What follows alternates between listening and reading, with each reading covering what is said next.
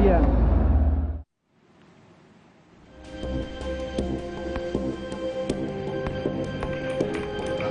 Keluarlah anak saya yang pertama sama yang ketiga, ya kan, sama istri. Bertiga itu keluar ke Ramayana, menuju ke Ramayana. Sesampainya di Ramayana, mereka tidak menemukan si anak saya yang nomor 2, yang cewek ini. Alasan dia kesini apa sih Pak awalnya Pak? Silaturahmi.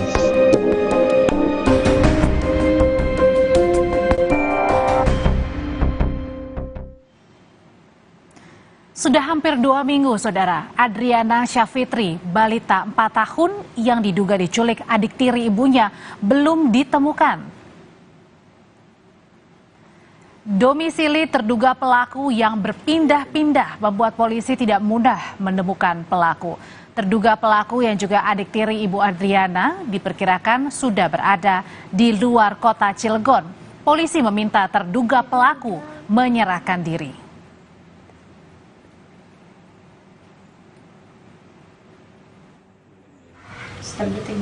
Semoga anaknya selamat ya, tidak. Unit Perlindungan Perempuan dan Anak Satreskrim Polres Cilegon, Banten memberi kekuatan kepada Ibu Adriana yang menatap kosong karena cemas kapan Adriana pulang ke rumah. 2 Januari 2023, Adriana diduga diculik adik tiri ibunya.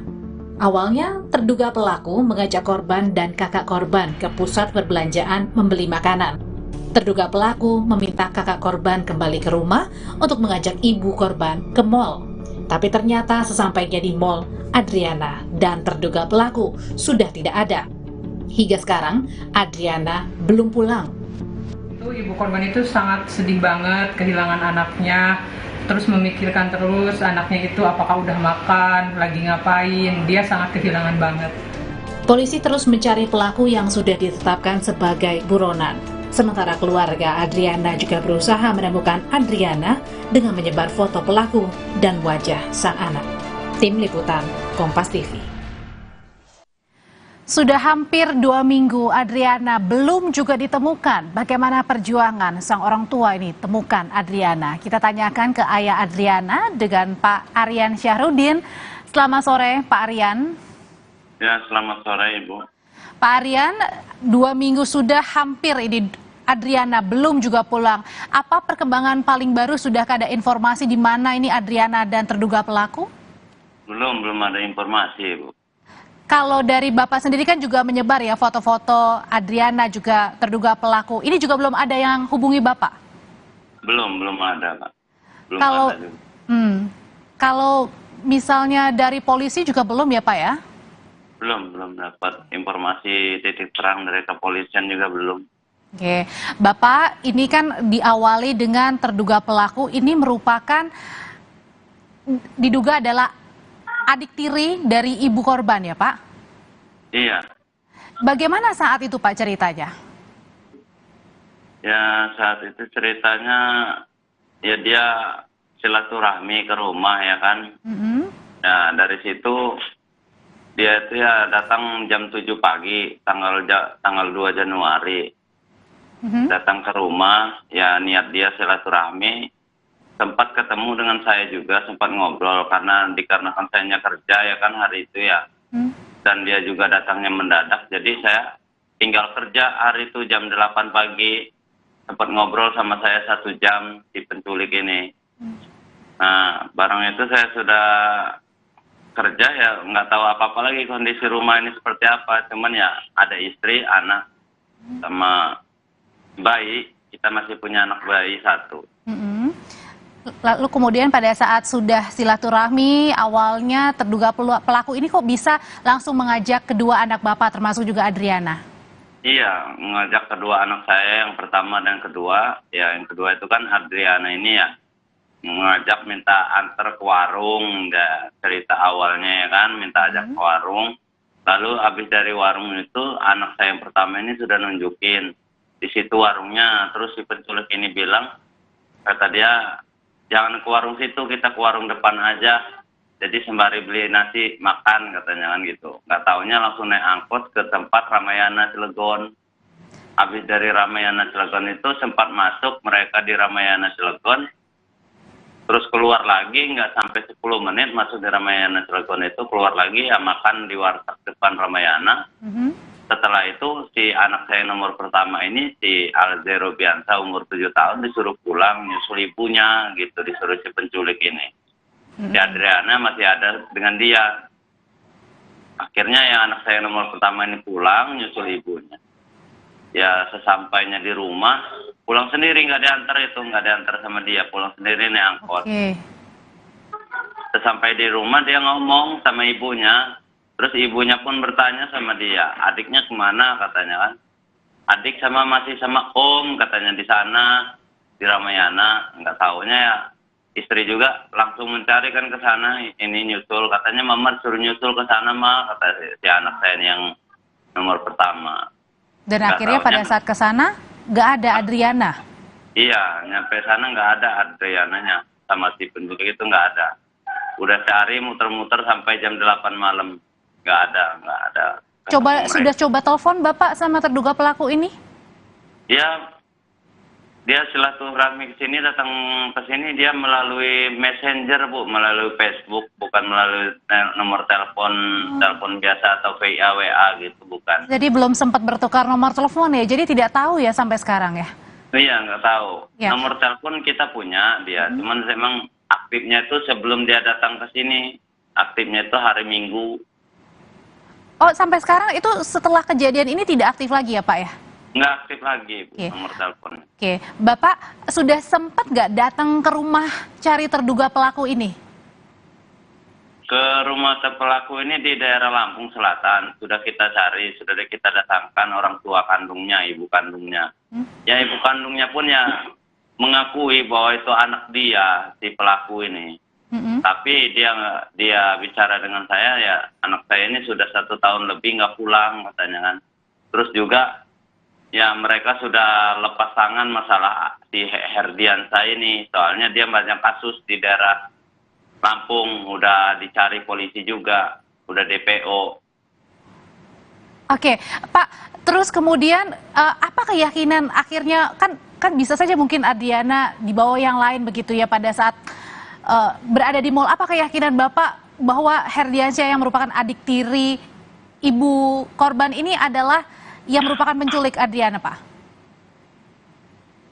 Sepertinya penculik ya si Herdiansyah ini ada komplotannya lagi sih, Bu. Soalnya belakangan terakhir ini, akhir-akhir ini di daerah Cilegon ada aja anak-anak yang hampir diculik. Oh, jadi makanya menjurus ke situ ya. Oke, Iya. Bapak tahu juga nggak sih dari polisi seperti apa rekam jejak dari terduga pelaku ini? Apakah mungkin dulunya pernah dipenjara kah atau bagaimana? Belum pernah dengar ke situ, Bu. Belum pernah. Oke, jadi informasi yang sangat minim. Bapak juga sempat menghubungi terduga pelaku, tapi tidak sampai sekarang juga belum bisa dihubungi ya. Terima kasih. Ayah dari Adriana sudah berbagi informasi. Semoga harapannya Pak, dalam waktu dekat polisi bisa menemukan Adriana dan membawa Adriana pulang juga terduga pelakunya. Ya harapan saya ya semoga cepat ketemu anak Amin. saya ya kan. Ya kita juga udah habis-habisan ini, Bu, mencari sendiri ya. Seperti saya udah nggak bekerja, seperti saya nggak kerja ini ya, kendaraan pribadi saya untuk mondar-mandir aja pun sudah saya jual buat mencari anak demi anak ya kan.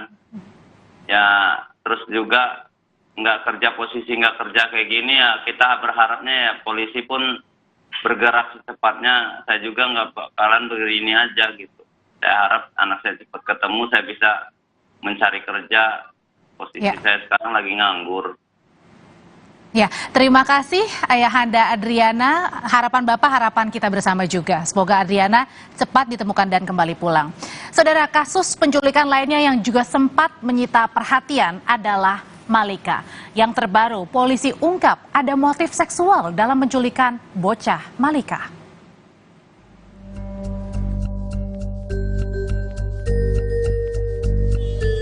Iwan Sumarno alias Jeki, tersangka penculik Malika, ternyata punya motif eksploitasi seksual dalam penculikan Malika. Polisi bilang sebelum Malika, Iwan pernah mencoba menculik bocah lain, tapi gagal. Terungkap bahwa tersangka memiliki hasrat terhadap anak-anak, dalam hal ini seksual, dan korban M bukan korban yang pertama. Sebelumnya di Jalan Industri juga tersangka sempat mencoba merayu seorang anak juga, yang sampai saat ini tim masih terus melakukan pencarian, ya, di mana modusnya sama dengan apa yang dilakukan terhadap korban M. Atas temuan motif baru ini, penyidik akan mengenakan pasal tambahan kepada tersangka. Iwan Sumarno adalah residivis kasus pencabulan anak di bawah umur pada tahun 2014. Setelah bebas di tahun 2021, seakan tidak jera, Iwan kembali melanggar hukum, menculik seorang bocah bernama Malika. Tim Liputan, Kompas TV. Setelah ini Kompas Petang akan hadirkan informasi dari korban tewas karena diduga keracunan di Bekasi, Jawa Barat bertambah jadi 1 orang, sehingga kini total menjadi 3 orang yang meninggal dunia. Polisi masih mencari 1 orang anggota keluarga yang tidak ada di rumah setelah kejadian.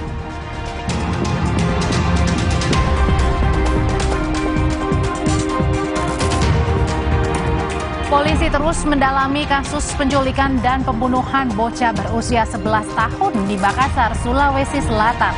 Polisi sebut situs jual beli organ yang dikunjungi 2 pelaku sudah diblokir.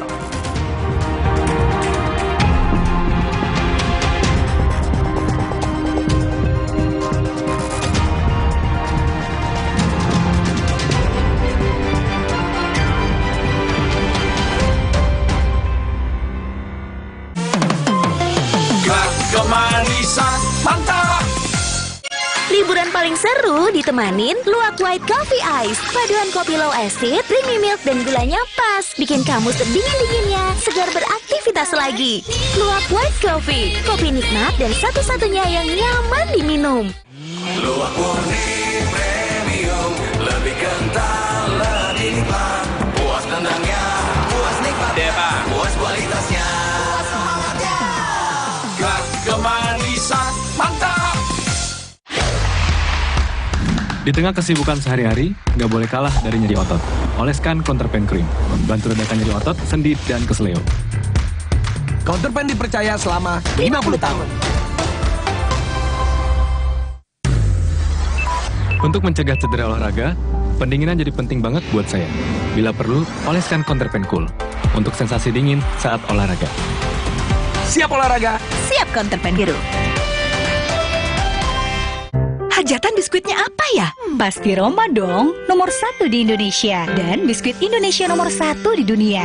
Roma Sandwichi, krim mewah, tebal. Bikin meriah. Roma Sandwichi. Virus kuman bakteri terus menyebar. Pakai Super Sol Karbol wangi serai. Dengan Pine dan Serai Oil plus double antibacterial agent, efektif 99,99% bunuh virus kuman bakteri. Saatnya Super Sol, Super Solution. Wingscare. Hangatnya Counterpain Clean untuk redakan nyeri otot. Sensasi Counterpain Cool untuk pendinginan saat olahraga. Hangatnya Counterpain Clean untuk redakan nyeri otot. Sensasi Counterpain Cool untuk pendinginan saat olahraga. Kemasan paket duo Counterpain. Beda kegiatan, beda masalah, beda Counterpainnya. Kemasan paket duo Counterpain. Harga hemat. Harga hemat, dapat 2 manfaat. Hangatnya Counterpain Clean untuk redakan nyeri otot. Sensasi Counterpain Cool untuk pendinginan saat olahraga. Little bit of that sweetness, tiny bit of that whoa, think this is it, gotta be a hit, you're loving this, lick, done. Give me that pump up tight, make me so glad like that, I don't think I could wait, lick, done. It's making me up and go, Oreo, Blackpink. Scan Oreo Blackpink dan dapatkan pesan personal dari Blackpink.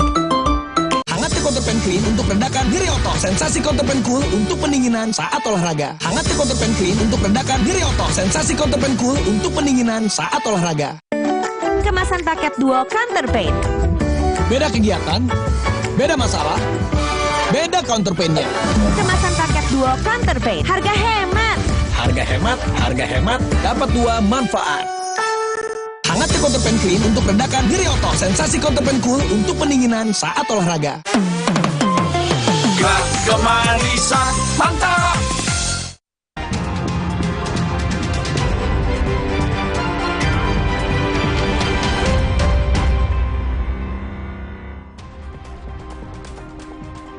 Korban tewas karena diduga keracunan di Bekasi, Jawa Barat bertambah jadi 1 orang, kini total 3 orang. Tempat yang terpisah. Di ruang utama, di lantai terlihat 2 orang yang sudah tergeletak dengan beralaskan karpet saja.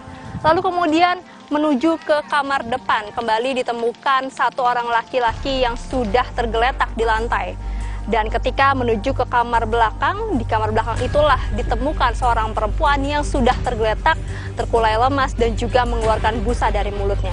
Bukan hanya kondisi dengan mengeluarkan busa dan terkulai lemah saja, tapi di sekitaran korban juga ditemukan bekas muntahan. Setibanya di rumah sakit, 1 orang korban dinyatakan meninggal dunia. Selang 30 menit kemudian, 1 orang lagi korban tidak terselamatkan. Dinas Kesehatan setempat mengambil sejumlah sampel dari dalam rumah, seperti bekas makanan, bekas minuman, muntahan, hingga feses untuk dilakukan penelitian. Kepolisian pun juga masih menanti hasil laboratorium untuk mengetahui apa yang menjadi penyebab ke-5 orang tersebut mengalami muntah-muntah, badan lemas, hingga mengeluarkan busa dari mulutnya. Apakah benar mereka keracunan atau justru diracun? Triksi Valencia, Yohan Bagja, Kompas TV, Bekasi, Jawa Barat.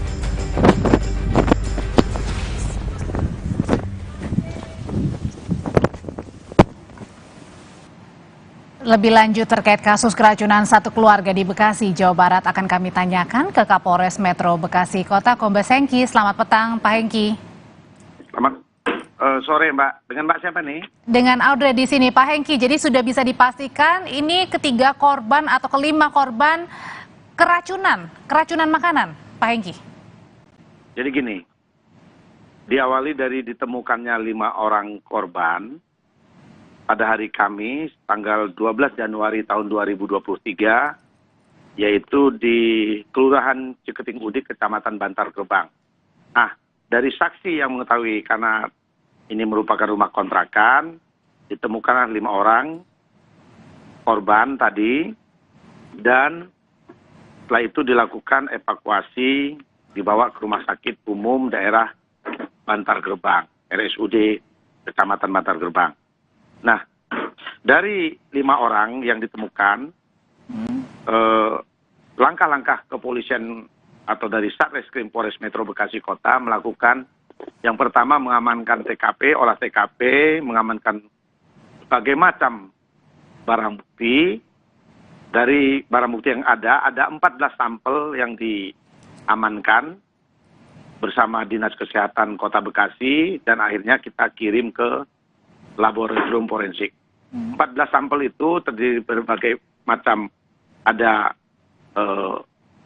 minuman, ada kopi, ada air mineral, baik yang dalam botol ataupun dari yang direbus. Hasilnya? Terus selain itu juga diambil sampel seperti muntahan, ada pases juga atau kotoran yang dijumpakan TKP. Oleh karenanya dari 14 itu, dari unit identifikasi kita, Satreskrim Polres Metro Bekasi Kota dan Dinas Kesehatan mengirim, ya, kita kirim ke laboratorium forensik Mabes Polri. Dan itu belum ada hasilnya ya, Pak Hengki? Belum. Oke. Sudah kita kirim dari kemarin dan kita masih menunggu hasil. Oke, masih menunggu hasilnya. Nah, yang menarik di sini, Pak Hengki, adalah soal keberadaan dari suami. Suami ini betul tidak keracunan pada saat berada di dalam rumah?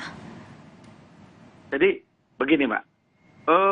Kasus ini belum dapat kita sampaikan, artinya apakah keracunan atau bukan, kami tidak akan menyampaikan itu karena kita masih menunggu hasil dari laboratorium forensik. Sampel sudah kita kirim, kita menunggu hasil itu. Yang pasti ada peristiwa dari 5 orang yang ditemukan tadi ada 3 orang korban sudah meninggal dunia dan sudah dilakukan otopsi, sudah kita serahkan kepada keluarga yang berasal dari Cianjur. Nah, 3 orang meninggal ini atas inisial AM, RA, dan MR. AM berusia 40 tahun, RA 21 tahun yang merupakan putranya, yang satu lagi MR usia 17 tahun. Sedangkan 2 orang yang selamat ini atas nama MDS masih dirawat di ICU RSUD Bantar Gebang, Kecamatan Bantar Gebang, dan NA umur 5 tahun sudah dirawat di kamar biasa dan sudah bisa duduk. Ya, bisa ini satu keluarga ya Pak, artinya ya, satu anggota keluarga semuanya ya? Betul. Nah, tapi Pak Hengki, di antara satu anggota keluarga ini yang diduga mengalami keracunan, tapi kenapa pertanyaannya tidak ada suami korban juga yang mengalami keracunan? Apakah tidak ada pada saat kejadian berlangsung?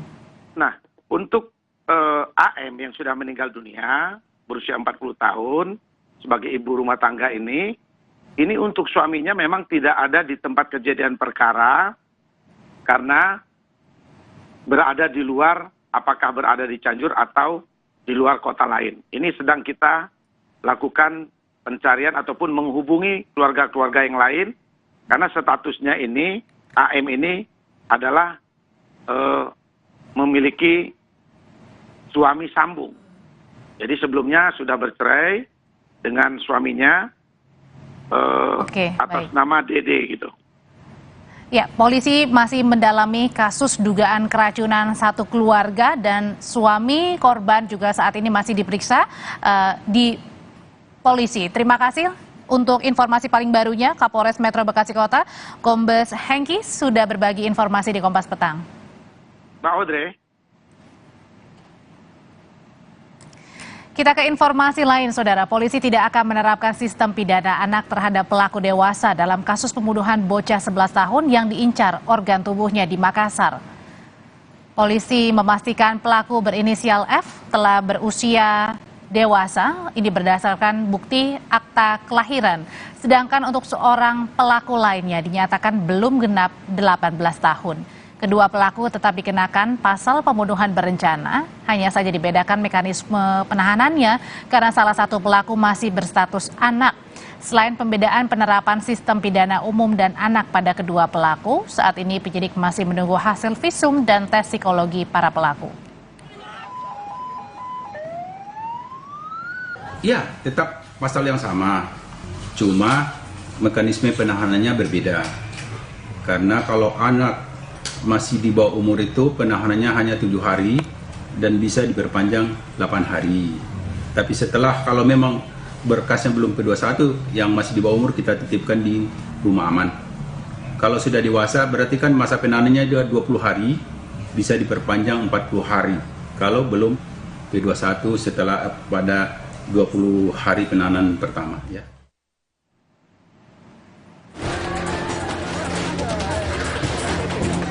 Marah, massa merusak rumah 2 pelaku pembunuhan bocah berusia 11 tahun di Makassar, Sulawesi Selatan.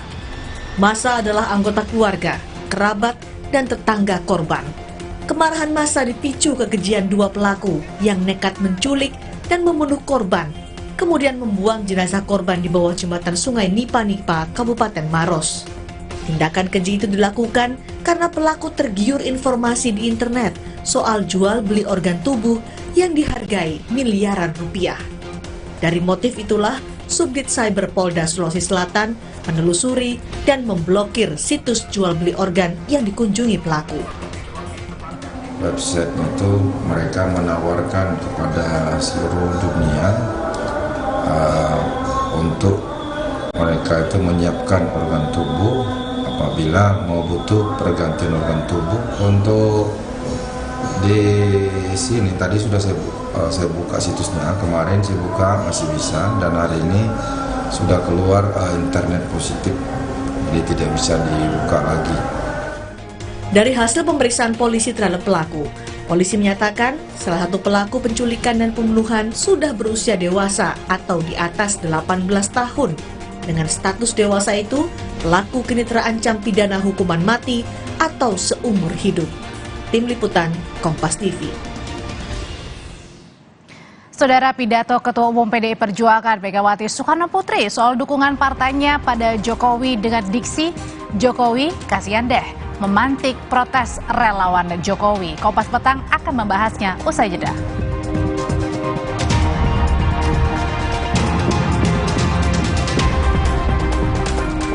Ketua DPP PDI Perjuangan Puan Maharani membantah hubungannya dengan Gubernur Jawa Tengah Ganjar Pranowo renggang.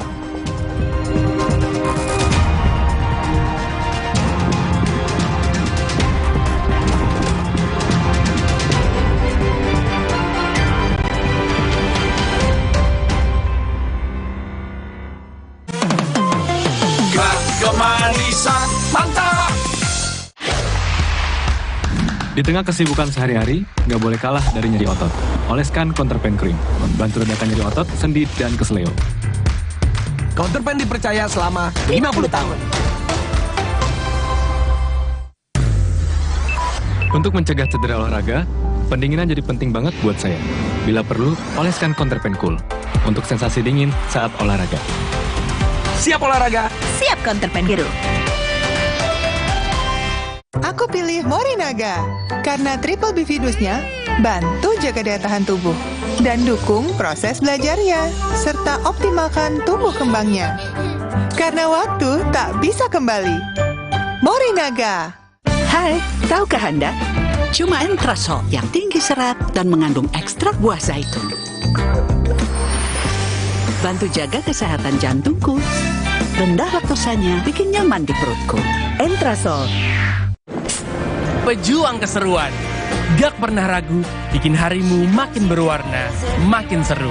Nikmati keseruan, hilangin suntuk. Fanta, bikin seru, lebih berasa. Fanta Orange baru, kaya vitamin C, lebih berasa.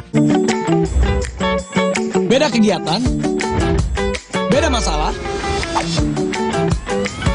beda Counterpainnya. Hangati Counterpain Clean untuk redakan nyeri otot. Sensasi Counterpain Cool untuk pendinginan saat olahraga. Nyeri otot, Counterpain Cream. Jika bengkak, kaku, itu gejala peradangan. 4 formula aktifnya terbukti efektif redakan peradangan. Counterpain PXN efektif untuk redakan peradangan. Dari Counterpain.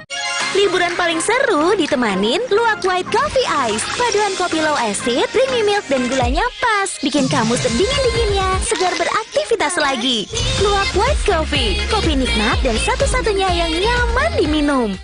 Luwak murni premium, lebih kental, lebih nikmat. Puas tendangnya, puas nikmatnya, puas kualitasnya. Gak kemanisan, mantap. Gak kemanisan, mantap.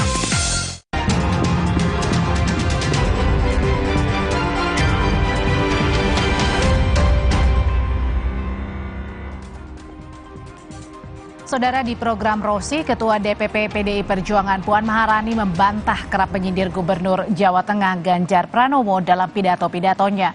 Puan juga membantah renggang dengan Ganjar. Puan mengingatkan justru ialah yang menjadi ketua tim pemenangan Ganjar Pranowo saat maju pemilihan Gubernur Jawa Tengah.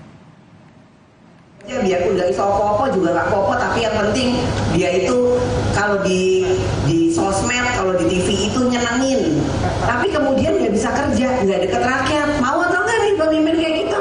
Di PDI Perjuangan tidak ada istilah bintang bersinar sendiri, yang ada adalah Pancasila sebagai bintang penuntun kita. Mbak Puan tuh sedang nyindir siapa? Ya nggak ada ini sindir, ini introspeksi buat seluruh internal partai, plus saya sendiri yang merasa dirinya kader PDI Perjuangan, supaya ya kerja aja ke bawah, jangan kemudian berpikir yang terlalu kemana-mana lah gitu. Jadi kerja ke bawah, menjalankan tugas-tugasnya yang ada di lapangan, kemudian ya sesuai dengan instruksi kita harus kompak, solid, dan memenangkan PDI Perjuangan lagi tahun 2024. Itu aja kan. Kalau kemudian ada yang berpikir ini ditujukan untuk ke siapa, atau kayaknya siapa, kayaknya si ini deh kayak sini, itu sih kayaknya nih Ros, kayaknya itu cuman pikiran orang-orang yang jorok aja mikirnya. Setiap saya omong itu kayak mikirnya langsung aneh-aneh, yang negatif, langsung negatif. Padahal kan nggak ada kayak gitu, nggak menunjukkan nama, nggak ditujukan kepada siapapun. Artinya itu adalah introspeksi kepada seluruh kader bahwa ya kita harus kerja untuk memenangkan PDI Perjuangan, dan introspeksi bahwa nggak boleh kemudian sudah merasa lebih atau merasa hebat, karena apapun yang ditugaskan kepada kita adalah untuk bersama-sama memenangkan PDI Perjuangan ke depan itu. Mengapa saya tanyakan ini Mbak Puan? Karena banyak sekali yang merasa, menilai itu adalah sindiran untuk Mas Ganjar Pranowo. Itu yang banyak dilihat oleh orang. Ya makanya kan saya nggak menyebut nama dan nggak menunjukkannya. Jadi kalau kemudian disambung-sambungkan, dituju-tujukan kepada seseorang, ya nggak gitu maksudnya. Jadi itu cuma pikiran-pikiran dari orang yang kemudian ingin memperkeruh suasana yang... Sementara relawan mengkritik pidato Ketua Umum PDI Perjuangan Megawati Soekarno Putri yang menyebut Jokowi kasianda. Relawan mengingatkan jangan ada pihak yang merasa lebih penting dibanding pihak lainnya. Lah iya, padahal Pak Jokowi kalau nggak ada PDI Perjuangan juga aduh kasihan dah. Itulah cuplikan pidato Ketua Umum PDI Perjuangan Megawati Soekarno Putri saat peringatan hari ulang tahun ke-50 PDIP di Kemayoran, Jakarta Pusat 10 Januari lalu. Relawan tersinggung dengan pidato Mega karena menyoal Jokowi dan dukungan partainya, namun disampaikan dalam diksi Jokowi kasihan dah. Sekjen Projo Handoko mengingatkan semua pihak punya peran penting. Untuk itu, jangan ada pihak yang merasa lebih penting dari pihak lainnya. Tidak ada satu pihak pun yang bisa mengurus negeri ini sendirian. Semua harus bekerja sama dengan kuat dalam semangat gotong royong. Kenapa gotong royong? Karena dalam konsep gotong royong, semua pihak adalah saling melengkapi dan saling membutuhkan. Sehingga tentunya semuanya itu adalah sama-sama penting. Maka jangan sampailah ada pihak yang merasa dirinya lebih penting dari pihak-pihak yang lain. Menanggapi kritik relawan Jokowi, Sekjen PDI Perjuangan Hasto Kristianto minta pidato Mega didengarkan utuh. Kata Hasto, apa yang disampaikan Ibu Megawati adalah politik kebenaran dan semuanya disampaikan dengan bahasa rakyat. Kadang dengan candaan. Para relawan yang belum memahami apa yang disampaikan Bu Mega, tinggal kami catat. Sebab kebenaran dalam politik itu terbukti kemudian. Waktu yang akan membuktikan. Demikian cuplikan jawaban tertulis Hasto kepada Kompas TV. Fondasi politik Jokowi nyatanya ditopang oleh PDI Perjuangan, partai koalisi dan kelompok relawan. Tak hanya hadir di acara-acara parpol pendukungnya, Jokowi juga kerap hadir di acara-acara yang digagas kelompok relawan. Malah, kode capres kerap muncul saat Jokowi bersama relawan. Tim Liputan, Kompas TV. Pidato Ketua Umum PDI Perjuangan Megawati Soekarno Putri soal dukungan partainya pada Jokowi memantik protes relawan Jokowi karena diksi kasihan Jokowi dah. Sudah bergabung bersama kami sore hari ini dengan Ketua salah satu kelompok relawan Jokowi Barikade 98, Beni Ramdhani, dan politisi senior PDI Perjuangan Arya Bima. Selamat petang, Bapak-bapak. Selamat petang. Saya ke selamat petang Pak Arya. Saya ke Pak Beni dulu. Pak Beni, jadi Anda salah satu relawan yang juga ikutan marah nih dengan diksinya dari Bu Mega, Jokowi kasih Anda? Gini Mbak, saya ingin mencoba fair, kemudian memposisikan apa yang disampaikan Mbak Mega dalam ulang tahun ke-50 PDI Perjuangan, ya, dari sudut pandang objektif, ya. Tentu semua pihak memiliki sudut pandang yang berbeda, bahkan tafsir, dan itu hak setiap orang, ya. Mbak Mega itu kan punya style komunikasi yang mungkin ya tidak dimiliki oleh banyak orang. Ibu Mega di hadapan kader-kader partainya itu bisa marah, bisa keras, menunjukkan ketegasan sebagai pemimpin sekalipun seorang perempuan, tapi selalu ada di sela-sela pidato politik itu guyon, ya, candaan. Saya percaya Ibu Mega sebagai tokoh besar, tokoh partai yang ditempa oleh sejarah panjang, mengalami penindasan di era Orde Baru, jatuh bangun dalam memimpin partai, ya. Beliau adalah orang yang memiliki respek dan rasa hormat kepada orang lain, termasuk kepada pemimpin-pemimpin lain. Jadi tidak mungkin sekelas Ibu Mega diniatkan dengan sengaja pidato politiknya untuk katakan merendahkan, menistakan ya, baik Pak Jokowi sebagai pribadi, apalagi Pak Jokowi sebagai presiden.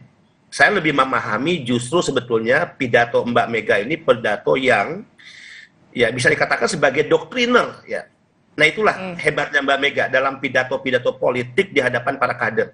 Itu lebih pada tidak hanya sekedar konsepsi, tapi juga sudah menjadi bagian ideologi. Doktriner Ibu Mega untuk mengatakan kepada kader partainya, baik yang hari ini duduk di legislatif, sebagai kepala daerah, ataupun mereka yang akan berkontestasi kembali di 2024, bahkan untuk menjadi calon presiden. Ibu Mega ingin mengatakan bahwa instrumen demokrasi, yaitu partai politik, itu menjadi sangat penting bagi siapapun.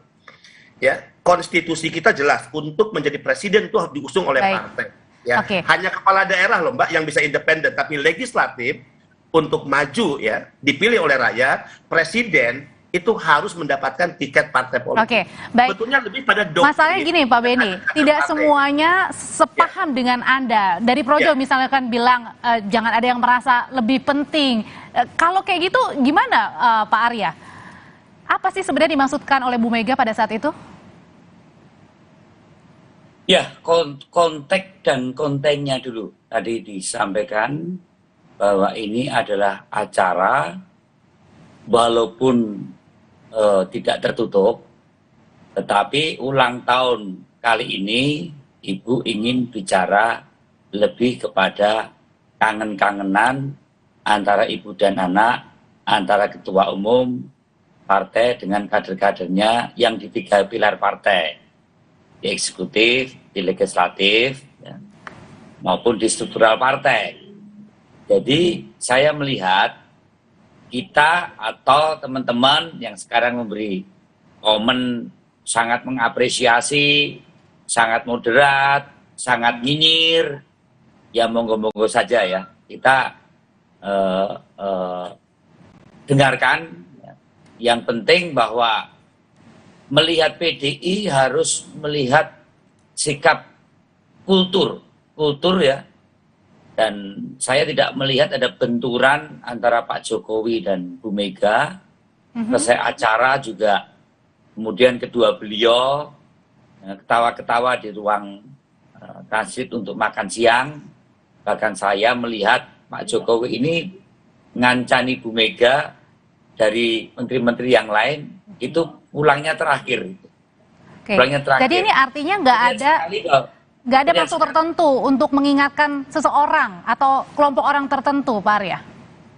Oh enggak, Ibu bicara 50 tahun PDI Perjuangan adalah waktu yang tepat untuk kita melihat ke belakang dari seluruh dinamika politik, ideologi, dan organisasi, melihat kondisi saat ini dan bagaimana yang selalu Ibu sebutkan bahwa kemenangan ideologi harus diwujudkan juga di dalam kemenangan elektoral.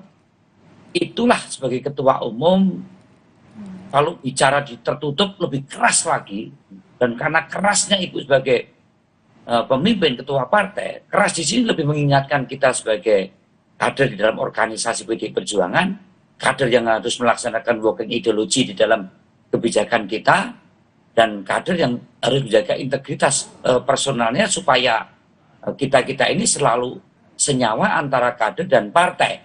Jadi jelas sekali tidak hanya menyindir, tapi Ibu secara tegas menyampaikan pada para petinggi partai, kalau tanpa partai tidak ada apa-apanya. Artinya kalau tanpa partai PDI Perjuangan tidak ada apa-apanya, Pak Jokowi, Mas Nyuruh? Saya sebutkan dalam konteks berpartai bernegara ya. Ya, tidak ada apa-apanya di sini, dalam artian partai itu kan ada ideologi. Tanpa partai juga ada organisasi, dan partai ada pemimpin. Nah, orang tahu kok dengan sikap Ibu semacam itu, lahir seorang Jokowi, lahir seorang Bu Risma, lahir sebanyak kader, ada Ganjar, ada Mbak Puan. Jadi kita biasa-biasa saja kalau kemudian siapapun kader partai, termasuk dalam hal ini juga Ibu Mega ya. Ibu Mega katakan saya diberi mandat Kongres, saya diberi mandat oleh partai untuk memilih capres ya. Jadi Ibu pun juga menempatkan sebagai seorang kader harus bagaimana menjalankan perintah partai. Saya kira itu. Baik, saya ke Pak Beni. Pak Beni, kalau dibilang sama Bu Mega, Pak Jokowi ini tidak ada apa-apanya. Kalau tidak ada PDI Perjuangan, tapi Anda kan juga merupakan garis terdepan ya, yang mendukung Pak Jokowi mati-matian ketika berhadapan dengan PDI Perjuangan juga. Nah, apakah Anda dan tim tidak merasa tersindir dengan ucapan dari Bu Mega? Ya, tadi saya katakan melihat ya, mendengar pidato Mbak Mega itu harus dilihat secara utuh. Selain bahwa acara ini dilakukan secara internal di rumah sendiri dan lebih pada doktriner kepada kader-kader partainya yang hari ini ada di panggung-panggung dan posisi kekuasaan maupun yang akan berkontestasi untuk merebut posisi-posisi kekuasaan di 2024. Lebih kepada sana. Nah, kalau kita melihat secara utuh, saya yakin ketokohan Mbak Mega sebagai pemimpin besar, sebagai ketua umum partai besar yang memiliki ya catatan sejarah panjang, bahkan mengalami penindasan. Saya merasa tidak ada niat sedikit pun Ibu Mega untuk menyindir atau bahkan merendahkan dan menistakan siapapun. Nah, ini kan tergantung cara pandang orang dalam mendengarkan atau memahami isi pidato tersebut. Sehingga tapi kan tidak merasa Pak Beni sendiri terpikirkan ketika ada beberapa relawan misalnya? Justru gini, saya termasuk kalau memang Ibu Mega memiliki watak, katakan ini kan harus melihat background Mbak Mega.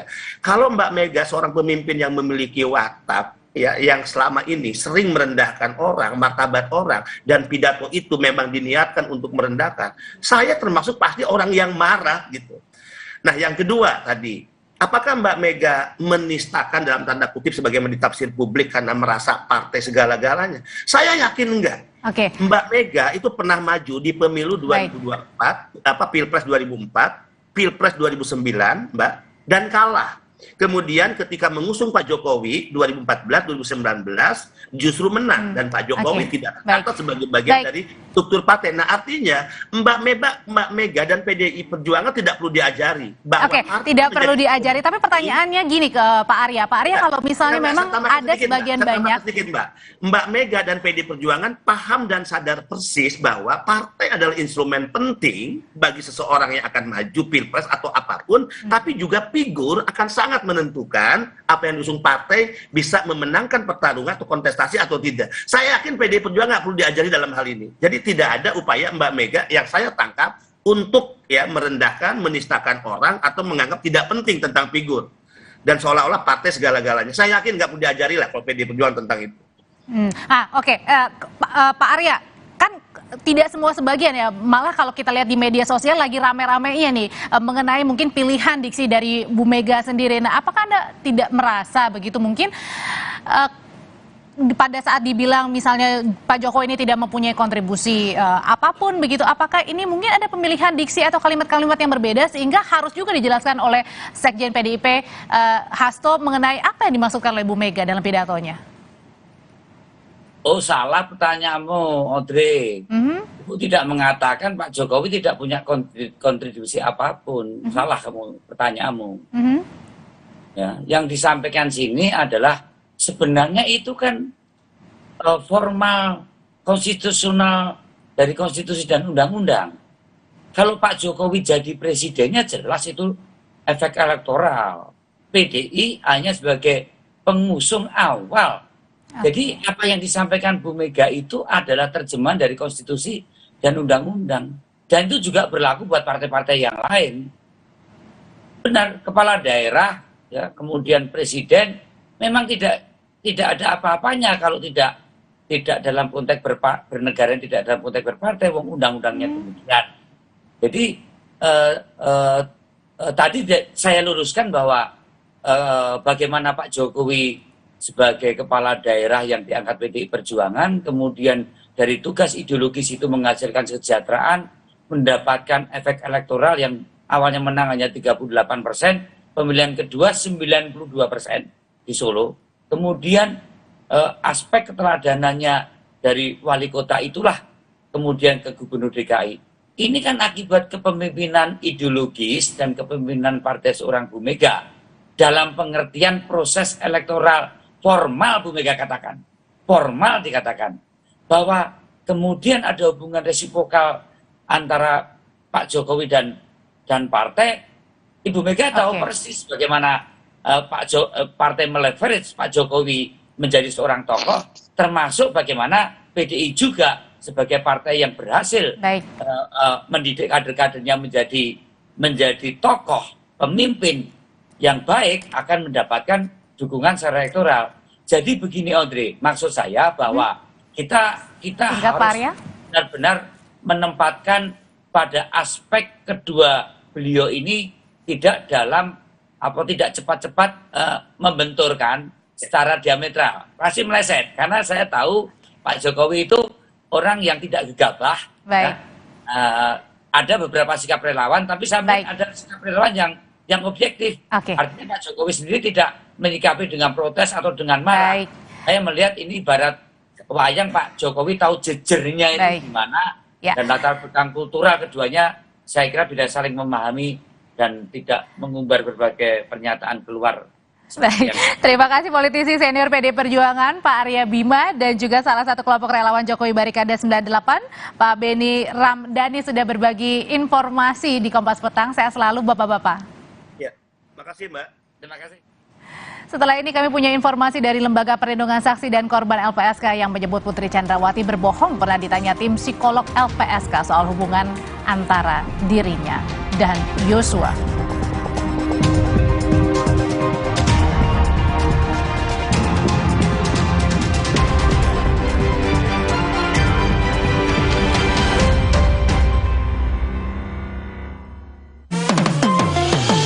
Kemanisan mantap. Hangatnya Counterpane Clean untuk redakan Diri Otot. Sensasi Counterpane Cool untuk pendinginan saat olahraga. Hangatnya Counterpane Clean untuk redakan Diri Otot. Sensasi Counterpane Cool untuk pendinginan saat olahraga. Kemasan paket duo Counterpane. Beda kegiatan, beda masalah, beda counterpane-nya. Kemasan paket duo Counterpane. Harga hemat. Harga hemat, harga hemat, dapat dua manfaat. Hangatnya Counterpane Clean untuk redakan Diri Otot. Sensasi Counterpane Cool untuk pendinginan saat olahraga. Liburan paling seru ditemanin Luwak White Coffee Ice. Paduan kopi low acid, creamy milk, dan gulanya pas. Bikin kamu sedingin-dinginnya, segar beraktivitas lagi. Luwak White Coffee, kopi nikmat dan satu-satunya yang nyaman diminum. Luwak murni premium, lebih kental, lebih nikmat. Puas tendangnya, puas nikmatnya, puas kualitasnya. Kemanisan mantap. Hangatnya Counterpane Clean untuk redakan Diri Otot. Sensasi Counterpane Cool untuk pendinginan saat olahraga. Hangatnya Counterpane Clean untuk redakan Diri Otot. Sensasi Counterpane Cool untuk pendinginan saat olahraga. Kemasan paket duo Counterpane. Beda kegiatan, beda masalah, beda counterpane-nya. Kemasan paket duo Counterpane. Harga hemat. Harga hemat, harga hemat, dapat dua manfaat.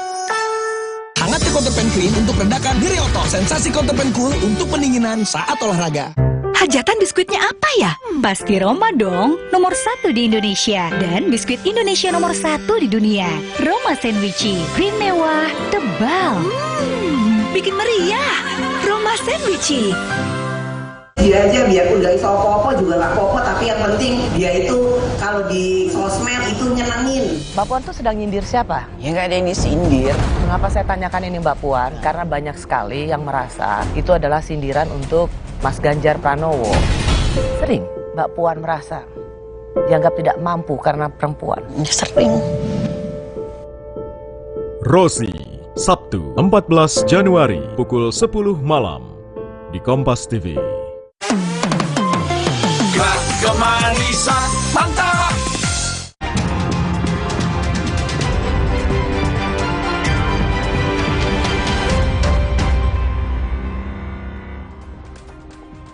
Lembaga Perlindungan Saksi dan Korban LPSK menyebut Putri Chandrawati berbohong pernah ditanya tim psikolog LPSK soal hubungan antara dirinya dan Yosua. LPSK bilang pertanyaan yang diajukan ke Putri ini hanyalah terkait dengan peristiwa dugaan pelecehan seksual oleh Yosua dan kondisi Putri pasca kejadian. Sebelumnya dalam sidang, Putri Chandrawati mengklaim menolak menjawab pertanyaan psikolog dari LPSK soal ada tidaknya hubungan spesial dengan Yosua. Tes-tes yang coba dilakukan oleh psikolog center kami juga tidak direspon. Nah, salah satu tesnya itu adalah tes. Nah, yang ini, saudara, ini adalah bukti foto saat proses asesmen berlangsung yang dimana ini ditujukan atau ditunjukkan oleh LPSK saat memeriksa Putri Chandrawati. LPSK menyebut melakukan tes hubungan untuk mengukur kualitas hubungan antara pelaku dan korban, tapi bukan hubungan spesial. Sementara dalam persidangan, hakim juga sempat menanyakan hubungan kedekatan antara Putri Chandrawati dan juga Yosua Huta Barat. Hakim saat itu bingung karena sebagai ajudan, Yosua kok berani mengangkat Putri Chandrawati yang merupakan istri pimpinannya di depan Kuat Ma'ruf dan Susi. Putri kemudian menjawab hubungannya dengan Yosua ini hanya sebatas ajudan atau sopir pribadi. Putri menyebut tidak ada perlakuan khusus untuk Yosua. Selanjutnya, saudara, kita juga berani mau mengangkat saudara. Itu selama ini hubungan saudara itu dekatnya seperti apa dengan Yosua ini, sehingga Yosua berani mau mengangkat saudara, bahkan di hadapan Kuat maupun Susi.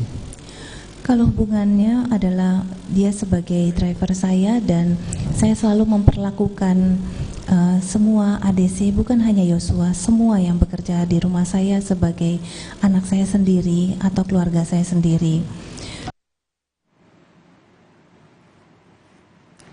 Berikutnya, hakim juga sempat menanyakan soal kejanggalan Putri yang menolak visum padahal ia mengaku sebagai korban kekerasan seksual. Hakim mencecar Putri karena alasannya bertolak belakang dengan latar belakang pendidikannya sebagai seorang dokter. Putri berdalih sebagai korban kekerasan seksual, dirinya malu dan takut jika peristiwa ini terbuka dan menjadi aib bagi keluarga. Putri takut suaminya Ferdi Sambo tidak bisa menerima keadaannya. Setelah kejadian, saya itu hanya bisa diam dan tidak bisa berkata apa-apa karena saya bingung dan saya malu dengan apa yang terjadi pada saya.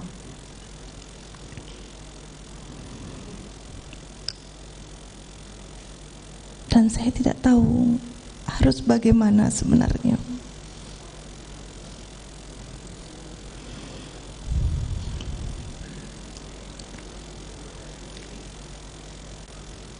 Waktu itu pun ada psikolog, tapi saya juga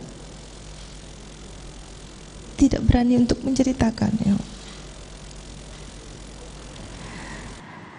LPSK memastikan pihaknya melakukan pendampingan terhadap Putri Chandrawati saat menjalani pemeriksaan yang dilakukan psikiater dan psikolog. Sebelumnya istri Ferdi Sambo mengungkapkan dirinya tidak ingin diperiksa LPSK khususnya terkait dengan kasus pelecehan seksual yang ia alami. Dan untuk mengungkap faktanya sudah terhubung dengan kami Wakil Ketua LPSK Edwin Partogi Pasaribu. Selamat petang Pak Edwin.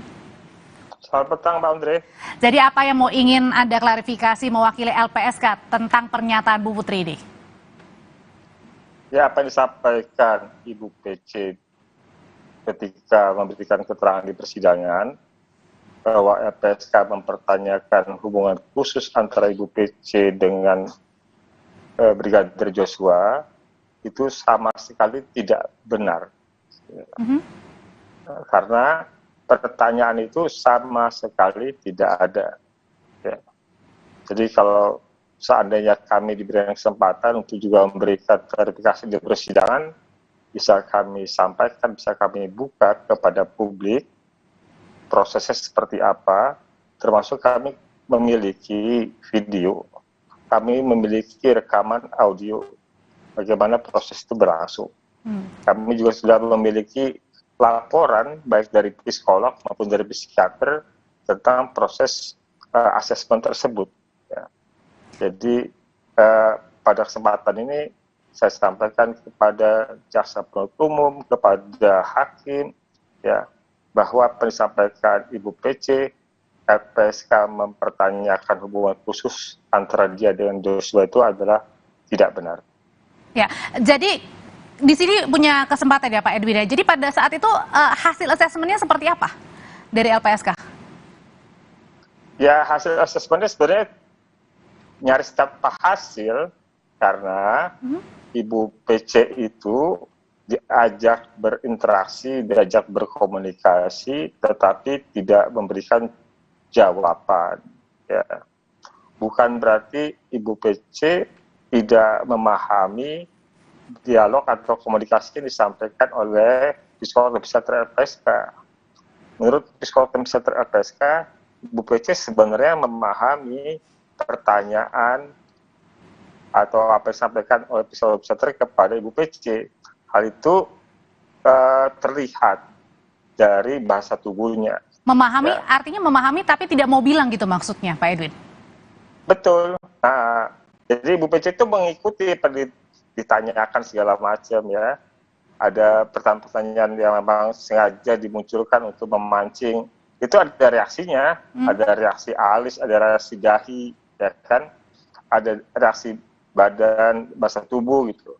Jadi psikolog dan psikiater kami mengetahui bahwa Ibu PC sebenarnya ya memang dia memahami pertanyaan, tetapi dia memang menolak untuk memberikan jawaban.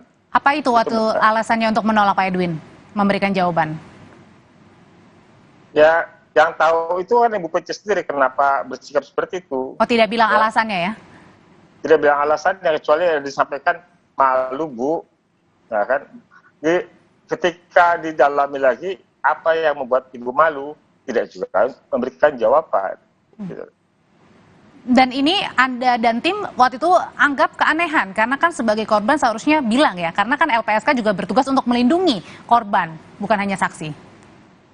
Ya kan begini Mbak Bandro, kan bukan kami yang minta PC untuk dilindungi, tapi kan Ibu PC yang meminta untuk LPSK dilindungi. Oke, apa yang janggal Ya di sini Pak Edwin? Ya artinya kan lazimnya orang yang meminta bantuan dan tolong kan lebih responsif kan, lebih antusias kan. Tapi kemudian pada saat kemarin? Tapi kan ini kan berbeda, saya sampaikan berbeda dengan korban lainnya yang mengajukan perlindungan ke LPSK.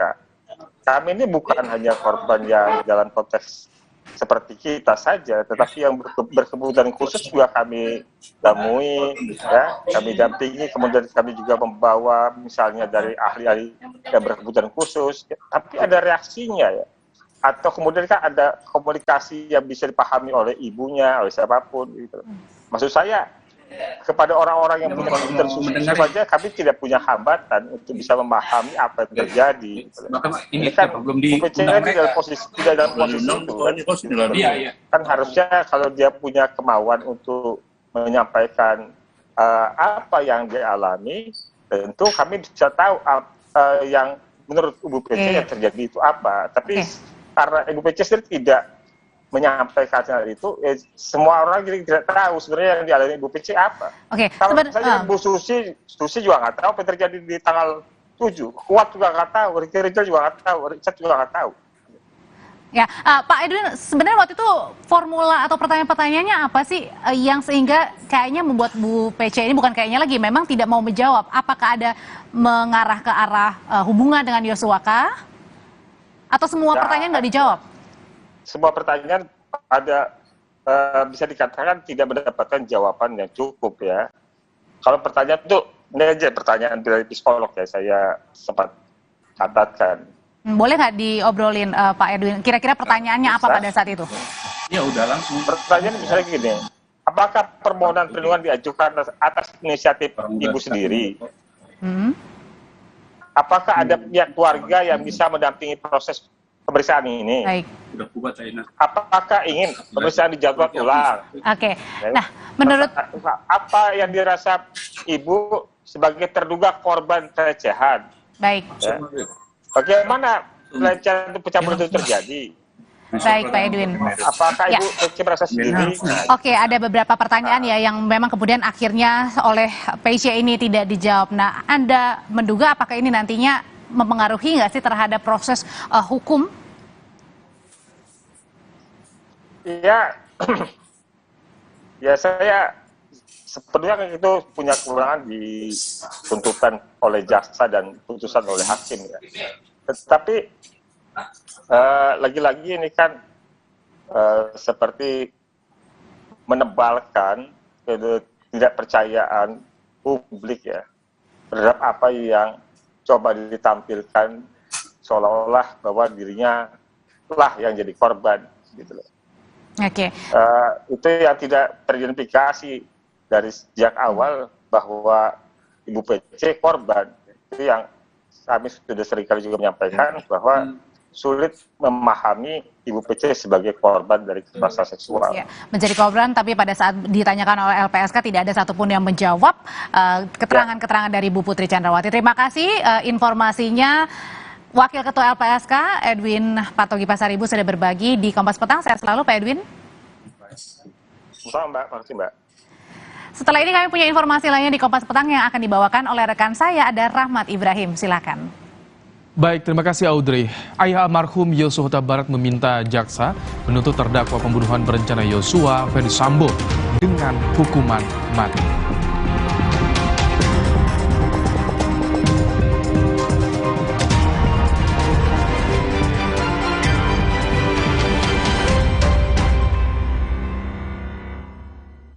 Aku pilih Morinaga karena triple bifidusnya bantu jaga daya tahan tubuh dan dukung proses belajarnya serta optimalkan tumbuh kembangnya.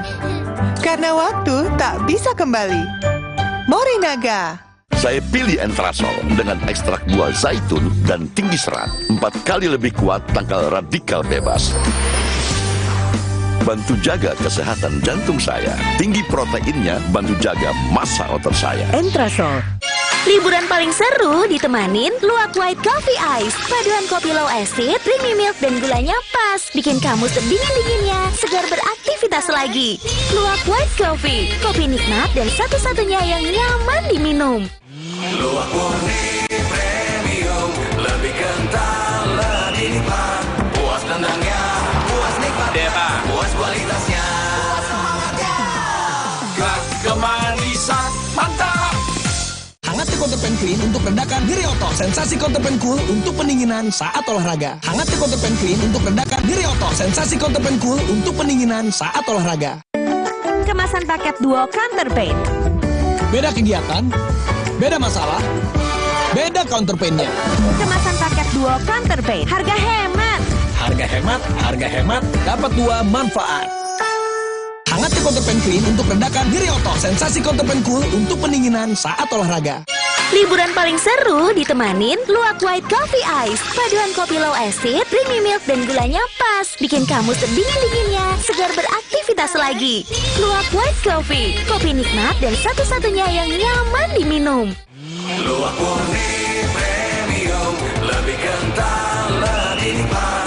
Puas tendangnya, puas nikmatnya, puas kualitasnya. Puas semangatnya.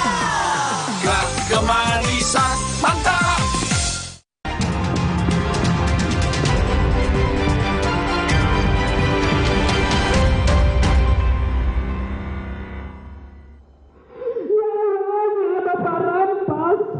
Itu adalah hak Tuhan, Bapak. Tidak bergeming sedikit pun untuk memberikan penjelasan ke anakku. Bapak, Perdisambo, hancurnya hatiku, Bapak. Kasus pembunuhan Yosua memasuki babak baru. Pekan depan, Ferdy Sambo, Putri Chandrawati, Eliezer, Kuat Maruf, dan Ricky Rizal akan mendengar tuntutan jaksa atas tindak pidana pembunuhan berencana terhadap Yosua. Bagi keluarga Yosua, proses hukum persidangan yang panjang ini bukan hal yang mudah. Tangis ibu Yosua tak terbendung saat dipertemukan pertama kali dengan para pelaku pembunuh anaknya. Orang tua berharap para pelaku yang merencanakan pembunuhan terhadap anaknya dihukum dengan hukuman maksimal. Jadi sudah sepantasnya saya rasa itu diterapkan sama mereka yang merencanakan pembunuhan terhadap almarhum Yosua, pasal 340 yang seberat-beratnya yaitu hukuman mati. Ini yang saya ambil dari FS di dalam persidangan yang saya ikuti selama ini Ferdy Sambo ini sangat konsekuen di dalam membangun skenario kebohongannya. Di Duren 3 yang dia bangun pertama, pelecehan terhadap istrinya Putri, itu kan sudah di SP3 oleh Mabes Polri. Ternyata dibangun lagi pelecehan di Magelang. Sementara untuk Eliezer, orang tua Yosua melihat ada itikat baik Eliezer untuk membuka fakta di persidangan melawan Ferdy Sambo. Memang di awal persidangan kami datang ke Pengadilan Negeri Jakarta Selatan. Waktu itu kami jadi saksi. Dia datang meminta maaf dan bersujud di hadapan kami. Tapi kalau saya lihat dari reaksi si Eliezer di persidangan di dalam menjawab si Ferdy Sambo, dia sudah sangat tegas menentang apa omongan si Ferdy Sambo. Pekan depan, jaksa penuntut umum akan menyampaikan tuntutan bagi 5 terdakwa kasus pembunuhan berencana Yosua. Tim Liputan Kompas TV.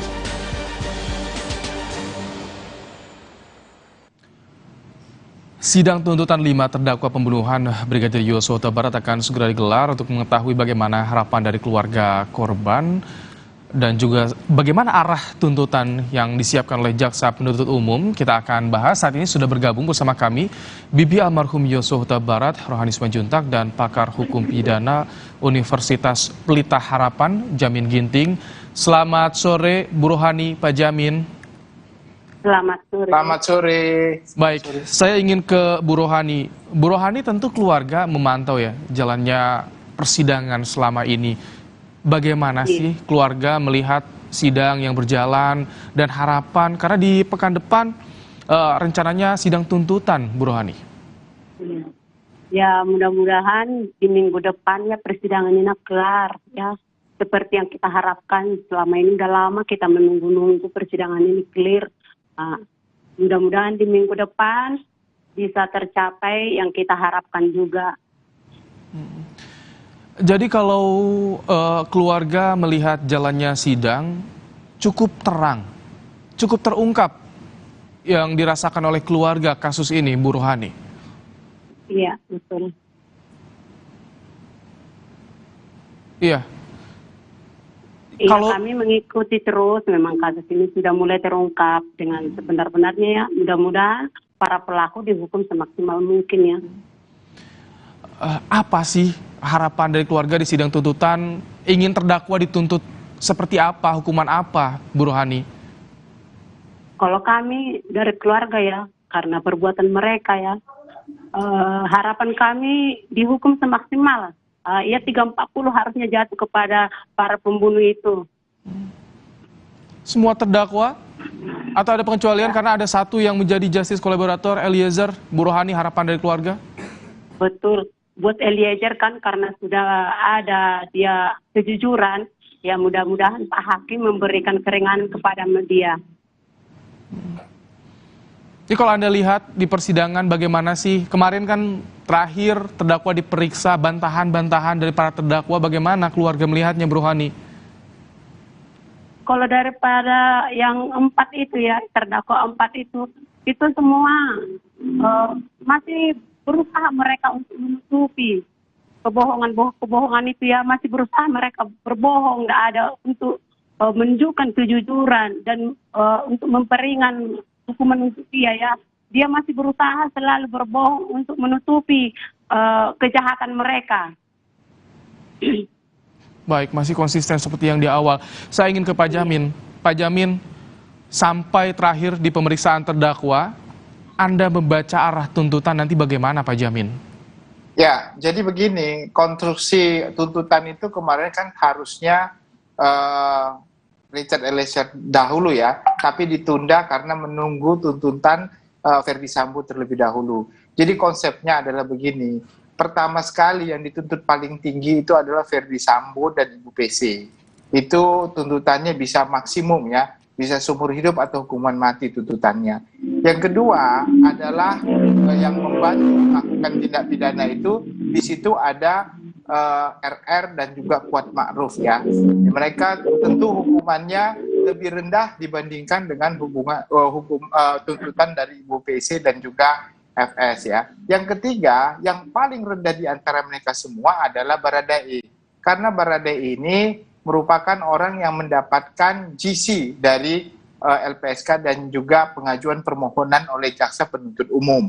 Artinya kemungkinan besar tuntutannya lebih kecil, bahkan mungkin di bawah dari 50% dari tuntutan yang diberikan kepada pelaku utama yaitu FS dan Ibu PC. Jadi begitulah struktur ya tuntutannya. Jadi mulai dari tertinggi sampai yang lebih rendah sampai yang paling rendah nantinya ke Baradae. Seperti itulah konstruksinya. Jadi itu memang ada pengaruhnya kalau misalkan seperti kemarin skenarionya Eliezer dituntut lebih awal, itu akan berpengaruh pada terdakwa lainnya biasanya Pak Jamin? Ya sebenarnya kalau Eliezer itu strateginya sudah cukup tepat karena dia sebagai justice collaborator menyampaikan tidak menyampaikan eksepsi karena sudah mengakui kesalahannya dan tinggal mengungkapkan perbuatan-perbuatan yang dilakukan oleh dirinya dan orang lain yang sulit untuk diungkapkan dalam persidangan. Dan tidak ada saksi, ya ada beberapa saksi yang mendukung, tapi pada umumnya saksi yang langsung pada tempat kejadian itu tidak memberikan keterangan yang lebih terang dan jelas ya dibandingkan dengan Baradae. Sehingga dia punya kesempatan awal untuk menjelaskan sehingga hakim lebih mempercayai dia dibandingkan keterangan selanjutnya. Jadi kesempatan pertama itulah yang digunakan, yang cukup cerdas saya kira, yang bisa membuka fakta ya dari Pandora ini ya. Jadi kelihatan semuanya begitu. Saya ingin pandangan keluarga. Bu Rohani, bagaimana keluarga melihat keterangan dari Eliezer sejak awal persidangan hingga saat ini? Bisa dijelaskan, diceritakan, Bu Rohani? Kalau kami dari keluarga melihat keterangan dari Eliezer yang menantang Pak Sambo, kami sangat setuju ya. Ya mudah-mudahan lah nanti Pak Hakim dan jaksa penuntut JPU ya memberikan tuntutannya yang sesuai gitu dari keterangan-keterangan Eliezer. Oke. Ada harapan dari keluarga. Nah, kalau misalkan kita lihat juga beberapa kali persidangan Sambo dan Putri ini menyudutkan Yosua, bagaimana keluarga melihat ini, Bu Rohani? Nah, di sanalah keluarga menilai PC ya. Masa dia selaku istri jenderal yang bilang dia masih dilecehkan, dibanting 3 kali, sudah diperkosa, dibanting lagi 3 kali.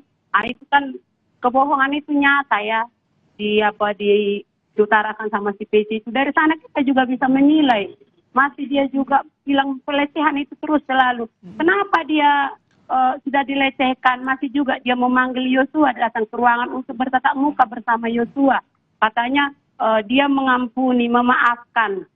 Kalau aku seorang perempuan ya, jangankan dilecehkan, dicuil seorang laki-laki aja, aku pasti udah kita tampar itu laki-laki. Ini masa udah diperkosa, udah dibanting lagi, masih dipanggil lagi untuk bertatap muka sama dia.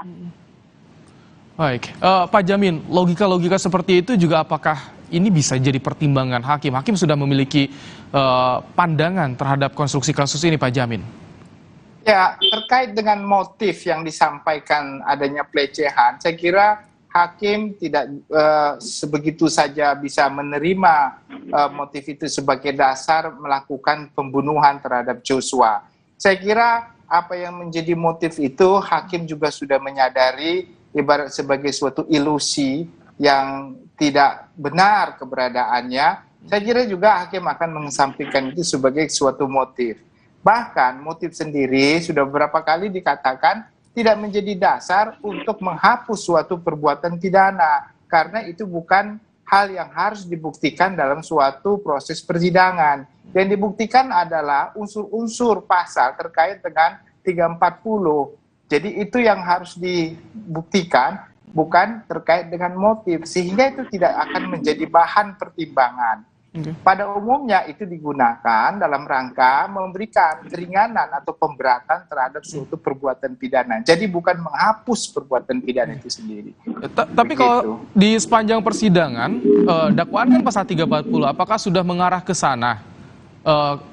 Fakta-fakta persidangan yang terjadi, Pak Jamin?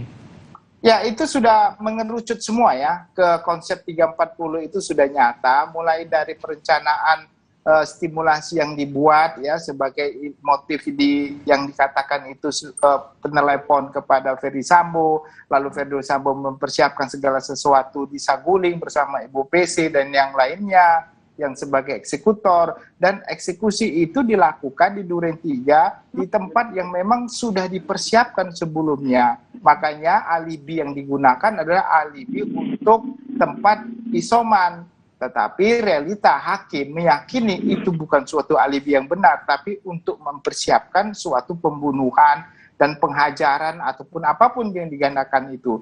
Jadi itulah bentuk perencanaannya yang dilakukan dengan tenang, perencanaannya, eksekusinya, dan mempersiapkan alat untuk melakukan itu dengan tenang. Sehingga sudah terpenuhilah apa yang menjadi dasar tuntutan, yaitu 340. Ya mudah-mudahan konstruksi ini bisa diuraikan dengan jelas dalam tuntutan yang akan kita dengarkan minggu depan, Mas Ibrahim. Baik, Bu Rohani, tanpa mengintervensi persidangan, apakah keluarga juga komunikasi dengan kuasa hukum keluarga Yosua soal persiapan apakah akan ke Jakarta untuk melihat sidang tuntutan pekan depan, Bu Rohani? Kalau kami belum ada pemberitahuan dari kuasa hukum kita. Tak tahu juga ya minggu-minggu ini mereka akan menghubungi kami. Pada saat ini belum ada. Jadi, walaupun tidak ada komunikasi atau belum komunikasi dengan kuasa hukum, tapi keluarga memantau ya Bu Rohani, jalannya persidangan ini? Iya, tetap kami pantau. Kalau tadi soal ada bantahan-bantahan terkait dipertanyakan lagi peristiwa di Magelang, diungkap lagi, itu bagaimana jadi keluarga menyikapinya Bu Rohani? Kita melihat mereka yang selalu bilang tadinya di Duren 3, kembali lagi ke Magelang. Aduh, sangat mengecewakan gitu. Sampai kapan mereka berbohong? Tak ada sedikit pun takut akan Tuhan yang selalu tetap berbohong dan berbohong. Sampai dihukum pun, sampai sudah diberikan pun tuntutan 340, tidak ada juga merasa menyesal apa gimana gitu untuk meringankan hukumannya. Tetap dia selalu berbohong.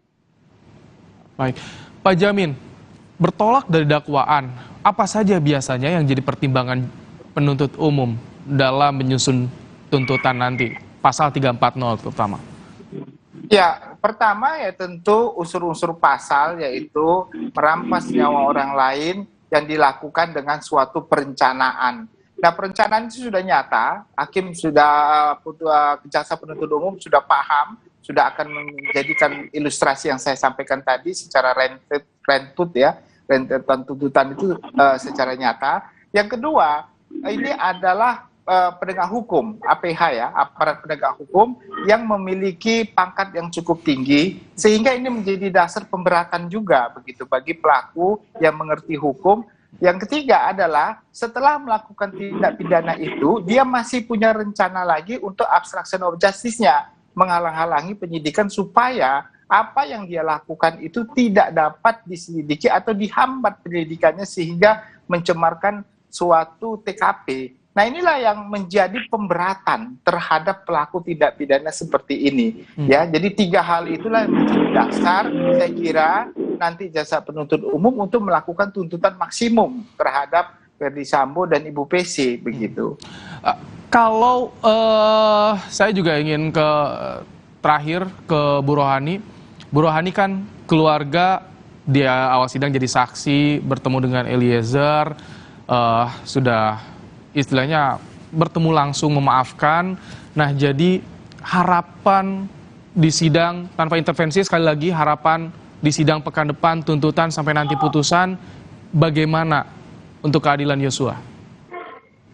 Ya, kita memohon kepada Pak Hakim, keadilan itu semoga-moga nyata di keluarga kami ya, terlebih kepada mamanya almarhum dan bapaknya ya. Kadang kasihan juga melihat mereka setiap harinya masih menangis karena persidangan itu yang selalu dia ngomong melecehkan itu yang terlalu sakit buat keluarga almarhum Yosua. Oke. Pak Jamin, kalau Anda melihat seperti apa? Apakah ada pengaruh nanti misalkan pendapat dari keluarga terhadap Eliezer ini bisa mempengaruhi nggak sih? Atau hanya cukup dari JC saja yang bisa mempengaruhi tuntutan Eliezer, Pak Jamin? Ya, apa yang sudah dilakukan oleh Eliezer sebagai pemohon GC dan dikabulkan, tentu itu menjadi bahan pertimbangan bagi jaksa penuntut umum, karena konsepnya adalah keringanan percobaan terhadap hukuman, ya, jadi tidak hukuman penjara tapi percobaan. Tapi memang di sini saya kira tentu akan ada juga penghukuman. Di samping itu juga jaksa melihat orang ini adalah orang yang bisa diterima oleh korban. Ya memang kita kalau dalam konteks pembunuhan ini susah ya untuk bisa menggunakan RG ya, restoratif justice, walaupun sudah memaafkan karena ini terkait dengan tindak pidana terhadap nyawa dan tubuh manusia ya. Nah tapi konsep ini bisa dijadikan dasar peringanan tuntutan. Salah satunya adalah apa? Keluarganya bisa memaafkan pelaku tindak pidananya begitu. Itu menjadi salah satu faktor. Karena kan keluarga hanya berkaitan ketika dihadirkan sebagai saksi. Setelah itu tidak ada lagi ya kaitan dengan perkara ini, Pak Jamin ya, sebetulnya keluarga korban. Ya kaitannya itu artinya korban sudah memberikan pengampunan atau memberikan maaf kepada pelaku begitu secara tulus ya. Tapi kalau keluarga merasa kecewa perbuatannya itu juga bisa menjadi dasar pemberat juga, kan artinya mereka belum bisa menerima kenyataan itu. Nah itu dasar yang bisa menjadikan pertimbangan. Tapi sekali lagi saya itu hanya mendasarkan kepada keyakinan hakim ya. Tapi dalam konteks undang-undang itu tidak ada ya. Itu bukan, karena kan hakim bebas ya dalam memutuskan berdasarkan fakta persidangannya. Jadi walaupun aturan hukum tidak menyatakan bahwanya pengampunan dari korban tidak menjadi dasar peringan hukuman, tapi kalau hakim meyakini sebagai suatu bentuk yang dapat diberikan, itu hakimlah yang tertinggi untuk menyatakan itu sebagai dasar begitu, Mas Bray. Pak Jamin Ginting, pakar hukum pidana, terima kasih telah berbagi pandangannya, dan juga Bu Rohani Simanjuntak, langsung dari Jambi, terima kasih telah meluangkan waktu untuk Kompas Petang. Sehat selalu, Bu Rohani dan juga Pak Jamin. Terima kasih. Baik. Usai jeda saudara, induk organisasi sepak bola Indonesia PSSI menghentikan lanjutan kompetisi sepak bola kasta kedua di Indonesia, Liga 2. KPK memastikan segera menelusuri dugaan aliran dana gubernur nonaktif Papua Lukas NMB ke organisasi Papua Merdeka atau OPM.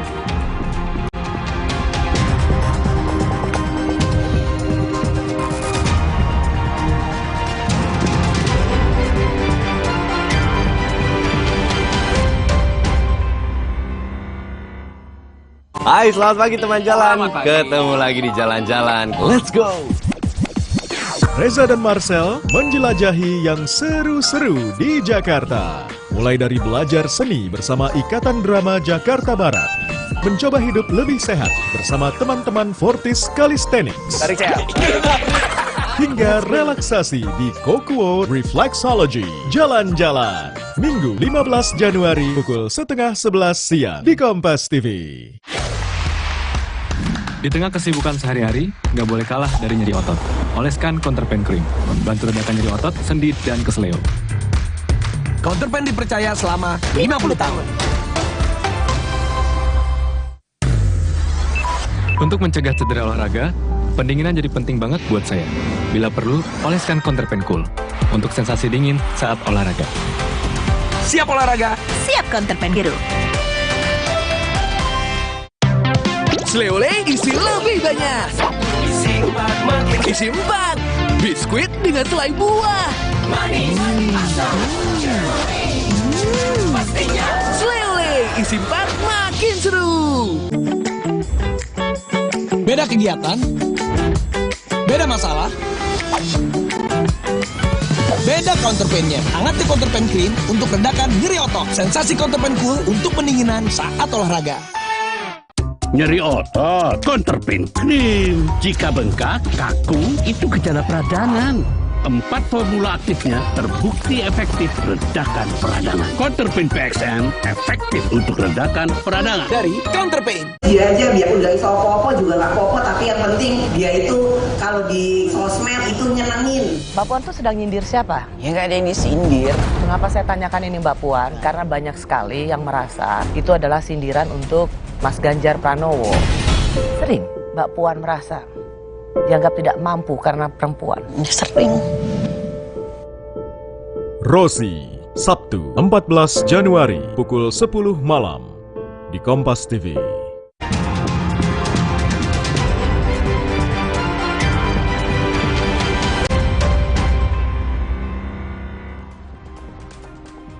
Saudara, induk Organisasi Sepak Bola Indonesia (PSSI) menghentikan lanjutan kompetisi sepak bola kasta kedua di Indonesia, Liga 2. Dalam laman resmi PSSI, rapat Komite Exco PSSI memutuskan menghentikan kompetisi Liga 2 musim 2022-2023. Keputusan ini diambil berdasarkan sejumlah faktor, salah satunya imbas tragedi Kanjuruhan terkait sarana dan prasarana yang belum memenuhi syarat.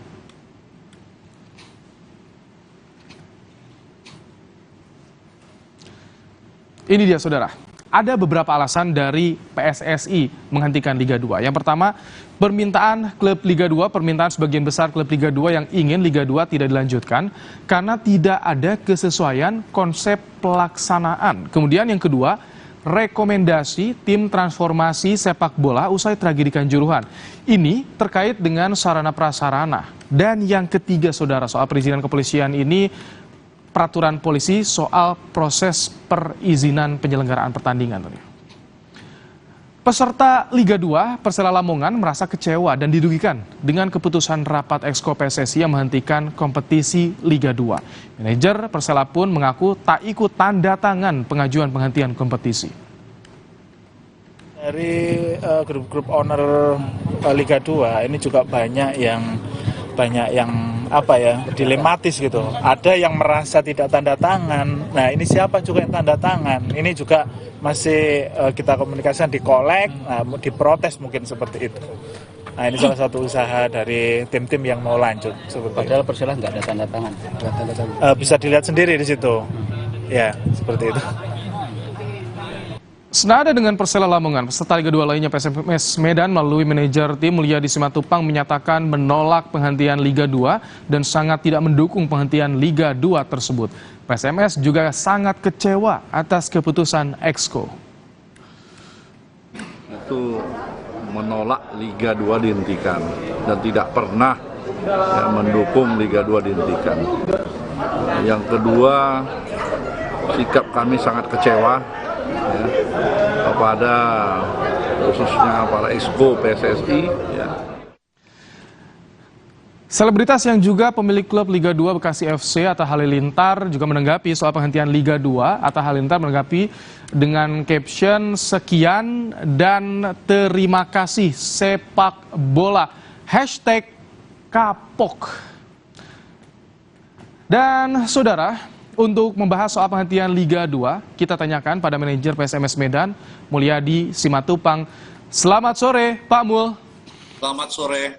Pak Mul, jadi apa upaya PSMS Medan untuk menggagalkan penghentian Liga 2? Ya, kita tetap koordinasi dengan beberapa atau sebagian klub Liga 2 untuk berjuang, ya, tetap menghendaki Liga 2 ini dilanjutkan atau dengan cara solusi sistem tapi tidak dengan dihentikan. Ini sebetulnya seluruh peserta Liga 2 menolak atau hanya sebagian yang menolak sih Pak Mul? Ya, sebagian, tetapi sebagian itu pun masih dipertanyakan karena yang ditolak itu sistem home and away. Jadi kebanyakan ya menginginkan sistem yang lebih sederhana atau bubble, ya, tidak lagi home and away. Tetapi di dalam kenyataannya malah kebanyakan Liga 2 seakan-akan menolak. Ini PSMS sendiri tidak ada tanda tangan karena memang dari awal tetap ingin melanjutkan Liga 2. Tapi sudah tahu klub mana saja yang menandatangani setuju menolak dari antara peserta? Kan sudah beredar, ya, tidak enak juga kita menunjuklah tersebut. Tapi kalau rata-rata ya, itu rata-rata mendukung Liga 2 itu dilanjutkan dengan sistem bubble. Jadi bukan menolak. Kabarnya hari ini akan ketemu Exco PSSI, Pak Mul? Ya, memang hari ini juga akan ketemu Exco PSSI, tetapi yang terjadi ini kan sudah keputusan Exco. Kita tahu ya, kalau sudah keputusan Exco, ya ini susah untuk dirubah. Susah untuk dirubah artinya ini fix Liga 2 dihentikan dan tidak akan berlanjut untuk musim ini, Pak Mul, atau bagaimana? Ya, menurut mereka itu fix, tapi kita kan tetap berjuang. Karena bagi kita penghentian Liga 2 ini sama aja tidak berpikir, tidak mau berpikir, tidak mau cari solusi. Ya mau yang katakanlah mau singkatnya aja, berhenti, nggak punya tanggung jawab moral. Ya kita sekarang mau meminta pertanggungjawaban moral. Karena apa? Ya kita kecewa, dirugikan, belum lagi material yang kita keluarkan ya. Jadi ya harus sudah dipercaya jadi pengurus, ya harusnya pengurus-pengurus Exco PSSI ini ya cari solusi lah. Jangan seenaknya aja memberhentikan gitu. Pak Mul, kalau Liga 2 ini berhenti, dampaknya bagi klub, PSMS Medan, bagi pemain, itu seperti apa, Pak Mul? Ya, yang pasti tadi malam ya kami manajemen mengumpulkan para pemain ya, juga para supporter ya, dengan terpaksa ya, dengan rasa yang kecewa, kami membubarkan tim sementara ya. Dan tentunya bagi pemain akan kehilangan mata pencarian ya, yang mereka menggantungkan dari sepak bola. Nah, itu dari pemain. Sementara dari klub, ya kami juga lebih kurang hampir 10 M. Ya sudah kami hitung kerugian material kami. Dan yang paling utama ini mematikan semangat pembinaan di daerah-daerah gitu. Jadi sangat-sangat tidak patut ya dicontoh ya. Pasti ada jalan keluar, jadi kenapa harus dihentikan? Ini yang kami sesalkan.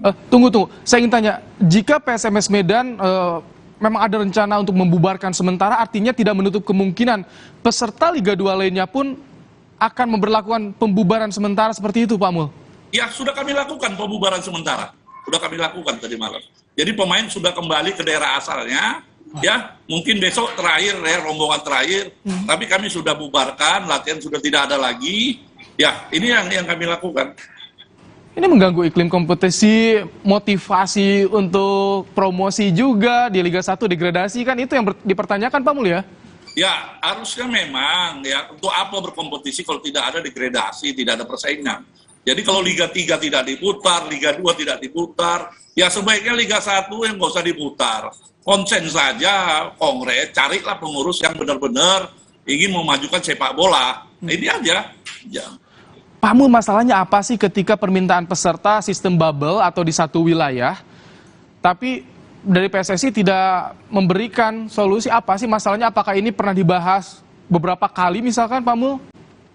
Ya memang setelah kejadian Kanjuruhan ya, kita di daerah ini kan juga jarang diundang. Bahkan yang terakhir ya, 3 hari 4 hari yang lalu tim asesmen dari pusat itu sudah datang memverifikasi lapangan, termasuk ke Stadion Teladan di Medan.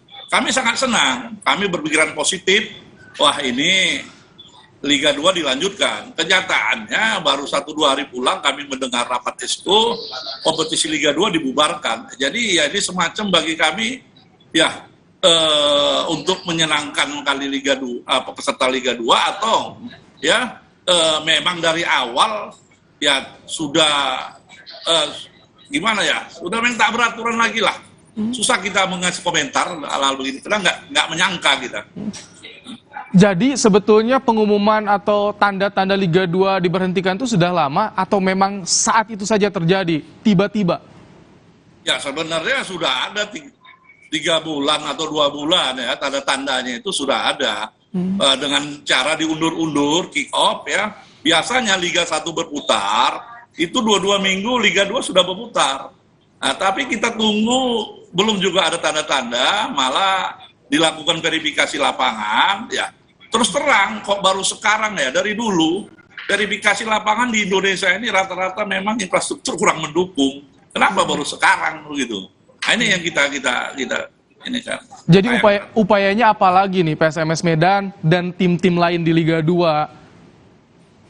ya kami tetap mempunyai harapan kepada para katakanlah pemimpin, para esko ya, tetap carilah jalan keluar terbaik. Saya kira dengan cara membubarkan ini bukan solusi. Contoh, mungkin ya putaran pertama ini dianggap sudah selesai, tim-tim yang berada pada ranking atas bisa katakan playoff untuk degradasi ke Liga 1. Nah, atau katakanlah ada solusi lain lah. Jadi kalau memberhentikan, ya ini kan bukan jalan keluar, ini nggak mau berpikir kita. Artinya ya terlalu apa ya? Ya malu kita, nggak bermartabat kita ini. Pak Mul, tentu kami masyarakat Indonesia ingin sekali menanti kabar baiknya kelanjutan kompetisi Liga 2, Liga 3 juga. Karena ini untuk mendukung iklim sepak bola di Indonesia. Terima kasih sekali lagi Pak Mul. Ya, sama-sama. Telah menyampaikan bagaimana kondisi terkini dalam program Kompas Petang sore hari ini. Sehat selalu Pak Mul. Ya, terima kasih. Usai jeda saudara, KPK menanggapi kabar dugaan korupsi beras bansos di Jakarta yang sempat viral di akun media sosial Twitter.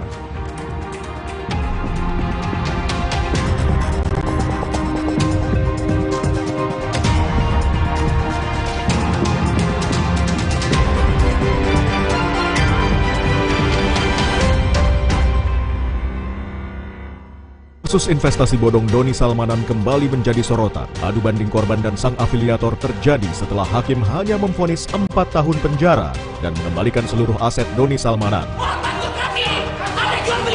Perhimpunan Bantuan Hukum dan HAM Indonesia (PBHI) menilai penyidikan hingga persidangan afiliator Doni Salmanan dipenuhi kejanggalan. Jangan-jangan ada dugaan korupsi. Saksikan selengkapnya dalam 60 menit Special Report Minggu 15 Januari pukul 6 petang di Kompas TV. Di tengah kesibukan sehari-hari, nggak boleh kalah dari nyeri otot. Oleskan Counterpain Cream, bantu redakan nyeri otot, sendi, dan kesleo. Counterpain dipercaya selama 50 tahun. Untuk mencegah cedera olahraga, pendinginan jadi penting banget buat saya. Bila perlu, oleskan Counterpain Cool untuk sensasi dingin saat olahraga. Siap olahraga, siap Counterpain biru. Hajatan biskuitnya apa ya? Pasti Roma dong, nomor 1 di Indonesia. Dan biskuit Indonesia nomor 1 di dunia. Roma Sandwichi, krim mewah, tebal. Bikin meriah. Roma Sandwichi. Beda kegiatan, beda masalah, beda Counterpainnya. Hangat di Counterpain Cream untuk redakan nyeri otot. Sensasi Counterpain Cool untuk pendinginan saat olahraga. Nyeri otot, Counterpain Cream. Jika bengkak, kaku, itu gejala peradangan. 4 formula aktifnya terbukti efektif redakan peradangan. Counterpain PXM efektif untuk redakan peradangan. Dari Counterpain. Dia aja biarpun gak iso apa-apa juga gak apa-apa, tapi yang penting dia itu kalau di sosmed itu nyenengin. Mbak Puan tuh sedang nyindir siapa? Ya nggak ada yang disindir. Mengapa saya tanyakan ini Mbak Puan? Karena banyak sekali yang merasa itu adalah sindiran untuk Mas Ganjar Pranowo. Sering Mbak Puan merasa dianggap tidak mampu karena perempuan. Sering. Rosi, Sabtu 14 Januari pukul 10 malam di Kompas TV.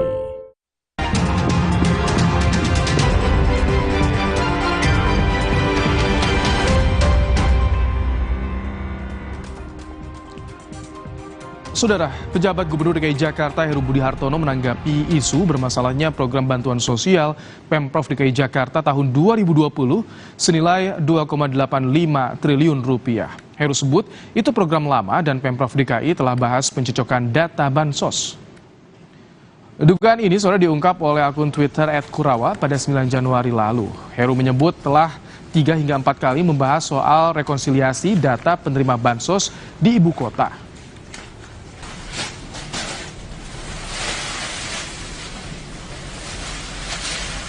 Saya nggak tahu itu kan lama, sudah lama. Maka dari itu saya di sini sudah 3-4 kali membahas mengenai data rekonsiliasi data. Kalau yang lalu-lalu kan saya nggak tahu. Apakah akan dipanggil Pak di rumah Pak Setia atau gimana?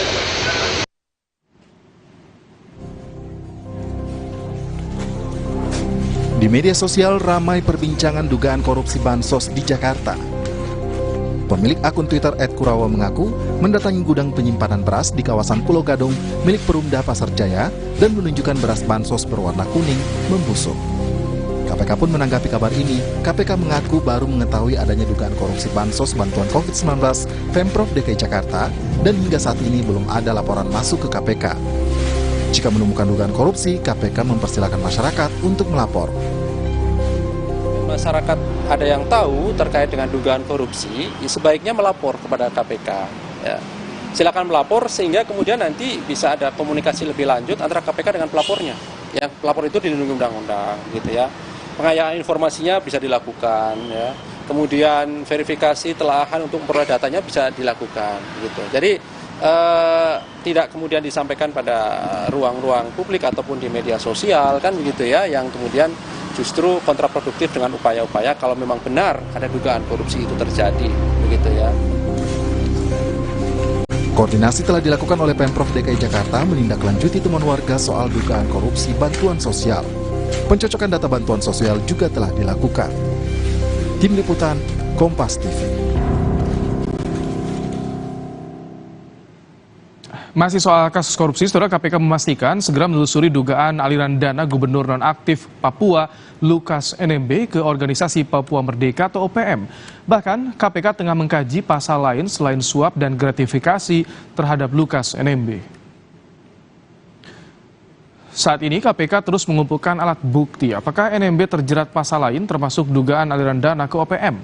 Dugaan aliran dana ke OPM ini mencuat pasca salah satu tokoh OPM, Benny Wenda, mengunggah pesan melalui media sosialnya. Wenda menyampaikan sikap pembelaan terhadap Lukas NMB setelah ditangkap KPK. Selamat sore rekan-rekan semuanya.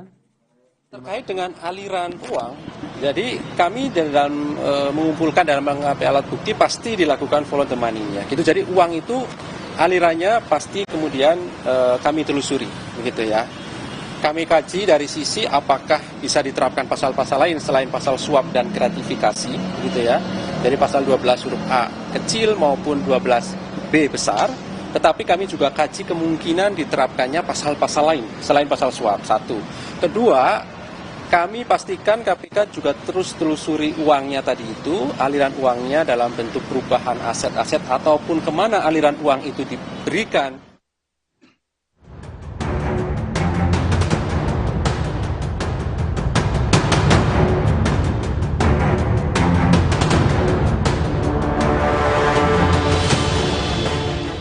Pusat Pelaporan dan Analisis Transaksi Keuangan atau PPATK membekukan sebagian keuangan Pemprov Papua. Hal ini dilakukan pasca penetapan tersangka dan penahanan Gubernur Papua Lukas NMB. PPATK menegaskan pemblokiran itu sebagai upaya pencegahan penyimpangan dana publik. PPATK menambahkan hanya rekening tertentu saja yang diblokir imbas kasus suap dan gratifikasi Lukas NMB. Terkait dengan pemblokiran 1,5 triliun rekening Pemda Papua ya, penghentian sementara rekening Pemda Papua itu memang harus dilakukan agar dana milik negara yang diperuntukkan untuk rakyat banyak saudara-saudara kita di Papua itu tidak disalahgunakan. Sementara itu, Menko Polhukam Mahfud MD menegaskan pemerintah lewat PPATK juga mengawasi aliran uang yang otorisasinya diberikan pejabat selain NMB. Dan pemerintah sekarang juga mengawasi pergerakan uang yang otorisasinya di bawah pejabat-pejabat di luar Lukas. Kan ada tuh uang ini otorisasinya dikeluar oleh ini. Itu kita awasi lewat PPATK. Sebelumnya, sekitar 1,5 triliun rupiah dana milik Pemprov Papua dibekukan PPATK. Tim Liputan, Kompas TV. KPK secara resmi menahan Gubernur Papua Lukas NMB pada Rabu lalu. KPK menyebut, Saudara, sejumlah aset telah disita, berupa emas batangan, perhiasan berharga, hingga kendaraan mewah. Total aset yang disita KPK milik Lukas NMB senilai 4,5 miliar rupiah. KPK juga telah meminta PPATK memblokir rekening Lukas NMB senilai 76,2 miliar rupiah. Sebelumnya, KPK menetapkan tersangka dan menahan Lukas NMB atas dugaan suap dan gratifikasi proyek infrastruktur.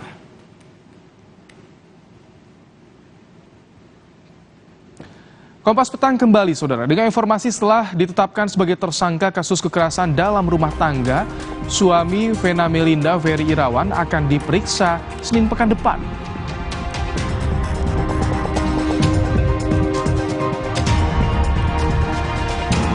Korban tewas karena diduga keracunan di Bekasi, Jawa Barat bertambah 1 orang menjadi total 3 orang.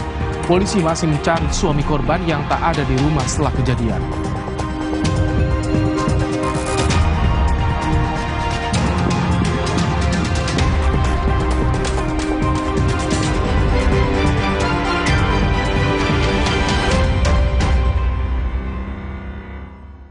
Selamat kepada Kompas TV. Terima kasih kepada Kementerian Keuangan Republik Indonesia atas apresiasinya kepada Kompas TV sebagai media televisi peringkat 1 dalam apresiasi Media Nagara Dana Rakca 2022. Terima kasih pula kepada Kementerian Luar Negeri Republik Indonesia atas penghargaannya yang diberikan kepada Kompas TV sebagai media TV terbaik dalam Adam Malik Awards 2023.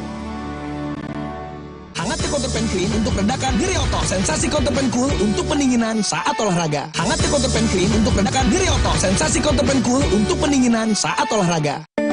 Kemasan paket duo Counterpan. Beda kegiatan, beda masalah, beda counterpainnya. Kemasan paket duo Counterpan. Harga hemat. Harga hemat, harga hemat, dapat 2 manfaat. Hangat Counterpan Clean untuk redakan diri otot. Sensasi Counterpan Cool untuk pendinginan saat olahraga. Little bit of that sweetness, tiny bit of that whoa. Think this is it? That'll be a hit. You're loving this. Lick down. Give me that perfect taste. Make me so glad like that. I don't think I could wait. Lick down. It's making me up and go. Oreo Blackpink. Scan Oreo Blackpink dan dapatkan pesan personal dari Blackpink. Beda kegiatan, beda masalah, beda counterpainnya. Hangat Counterpan Clean untuk redakan nyeri otot. Sensasi Counterpan Cool untuk pendinginan saat olahraga. Nyeri otot, Counterpan Clean. Jika bengkak, kaku, itu gejala peradangan. 4 formula aktifnya terbukti efektif redakan peradangan. Counterpan PXM efektif untuk redakan peradangan. Dari Counterpain.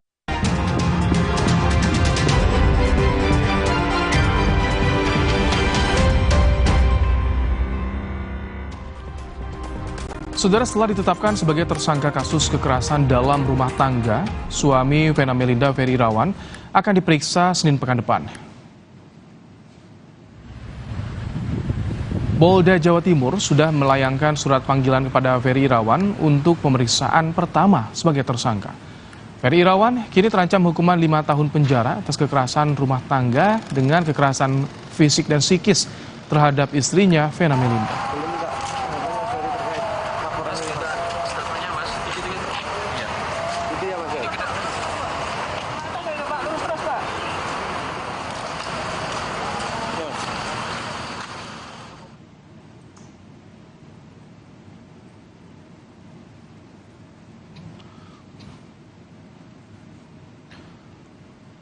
Saudara, korban tewas karena diduga keracunan di Bekasi, Jawa Barat bertambah 1 orang menjadi total 3 orang. Korban ketiga yang meninggal berjenis kelamin perempuan berusia 35 tahun. Korban meninggal pada Jumat malam karena kondisinya menurun saat dirawat di ruang ICU. Penyebab dugaan keracunan satu keluarga ini masih ditelusuri polisi dengan memeriksa sampel korban di laboratorium.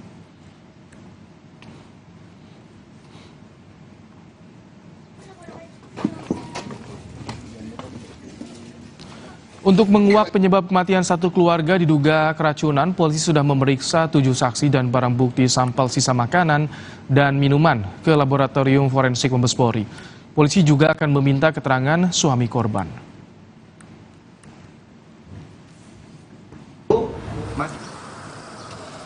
karena status AM ini dia sudah cerai dan sudah kawin kembali.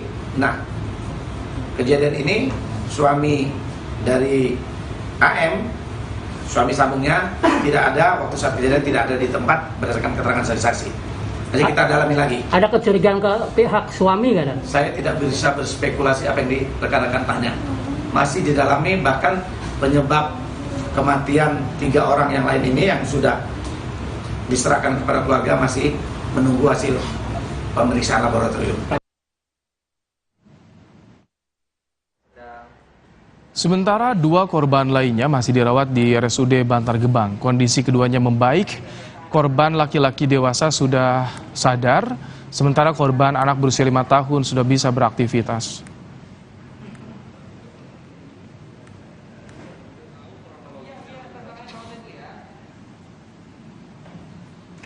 Seorang warga negara asing tewas setelah sepeda motor yang dikendarainya terperosok ke sungai sedalam puluhan meter di Gianyar, Bali.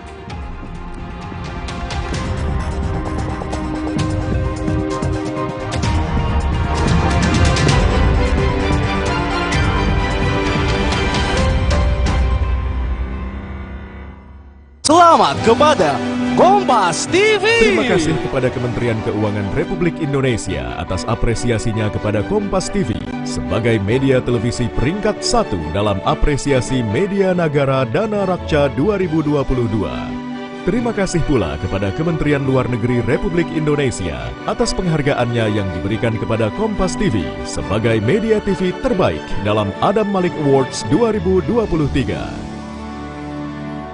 Hangat Counterpan Clean untuk redakan diri otot. Sensasi Counterpan Cool untuk pendinginan saat olahraga. Hangat Counterpan Clean untuk redakan diri otot. Sensasi Counterpan Cool untuk pendinginan saat olahraga. Kemasan paket duo Counterpain. Beda kegiatan, beda masalah, beda counterpainnya. Kemasan paket duo Counterpain. Harga hemat. Harga hemat, harga hemat, dapat 2 manfaat. Hangat Counterpan Clean untuk redakan diri otot. Sensasi Counterpan Cool untuk pendinginan saat olahraga. Kesaksian demi kesaksian telah dibuka pada persidangan pembunuhan Yosua. Apabila dia melawan, kamu siap nembak nggak? Debat dan adu keahlian para pakar juga telah mengemuka di persidangan. Dalam keraguan-raguan, hakim harus membebaskan. Lalu bagaimana majelis hakim akan memutuskan vonis bagi para terdakwa di menit akhir persidangan Yosua? Saksikan Gelar Perkara Minggu 15 Januari pukul 8 malam live di Kompas TV. Hangat Counterpan Clean untuk redakan diri otot. Sensasi Counterpan Cool untuk pendinginan saat olahraga. Hangat Counterpan Clean untuk redakan diri otot. Sensasi Counterpan Cool untuk pendinginan saat olahraga. Kemasan paket duo Counterpain. Beda kegiatan, beda masalah, beda counterpainnya. Kemasan paket duo Counterpain. Harga hemat. Harga hemat, harga hemat, dapat 2 manfaat. Hangat Counterpan Clean untuk redakan diri otot. Sensasi Counterpan Cool untuk pendinginan saat olahraga.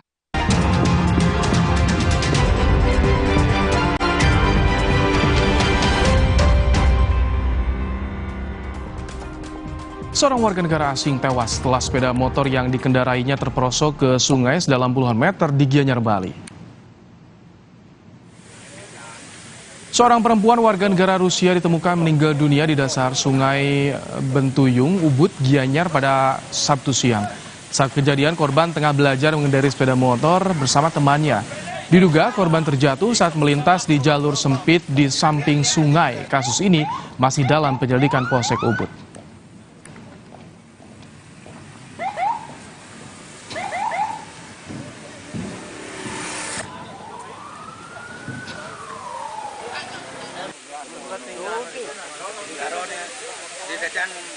Saudara, kami tutup Kompas Petang hari ini. Saya Rahmat Ibrahim. Dan saya Audrey Chandra, berterima kasih Anda sudah bersama kami menonton Kompas Petang. Sampai jumpa lagi.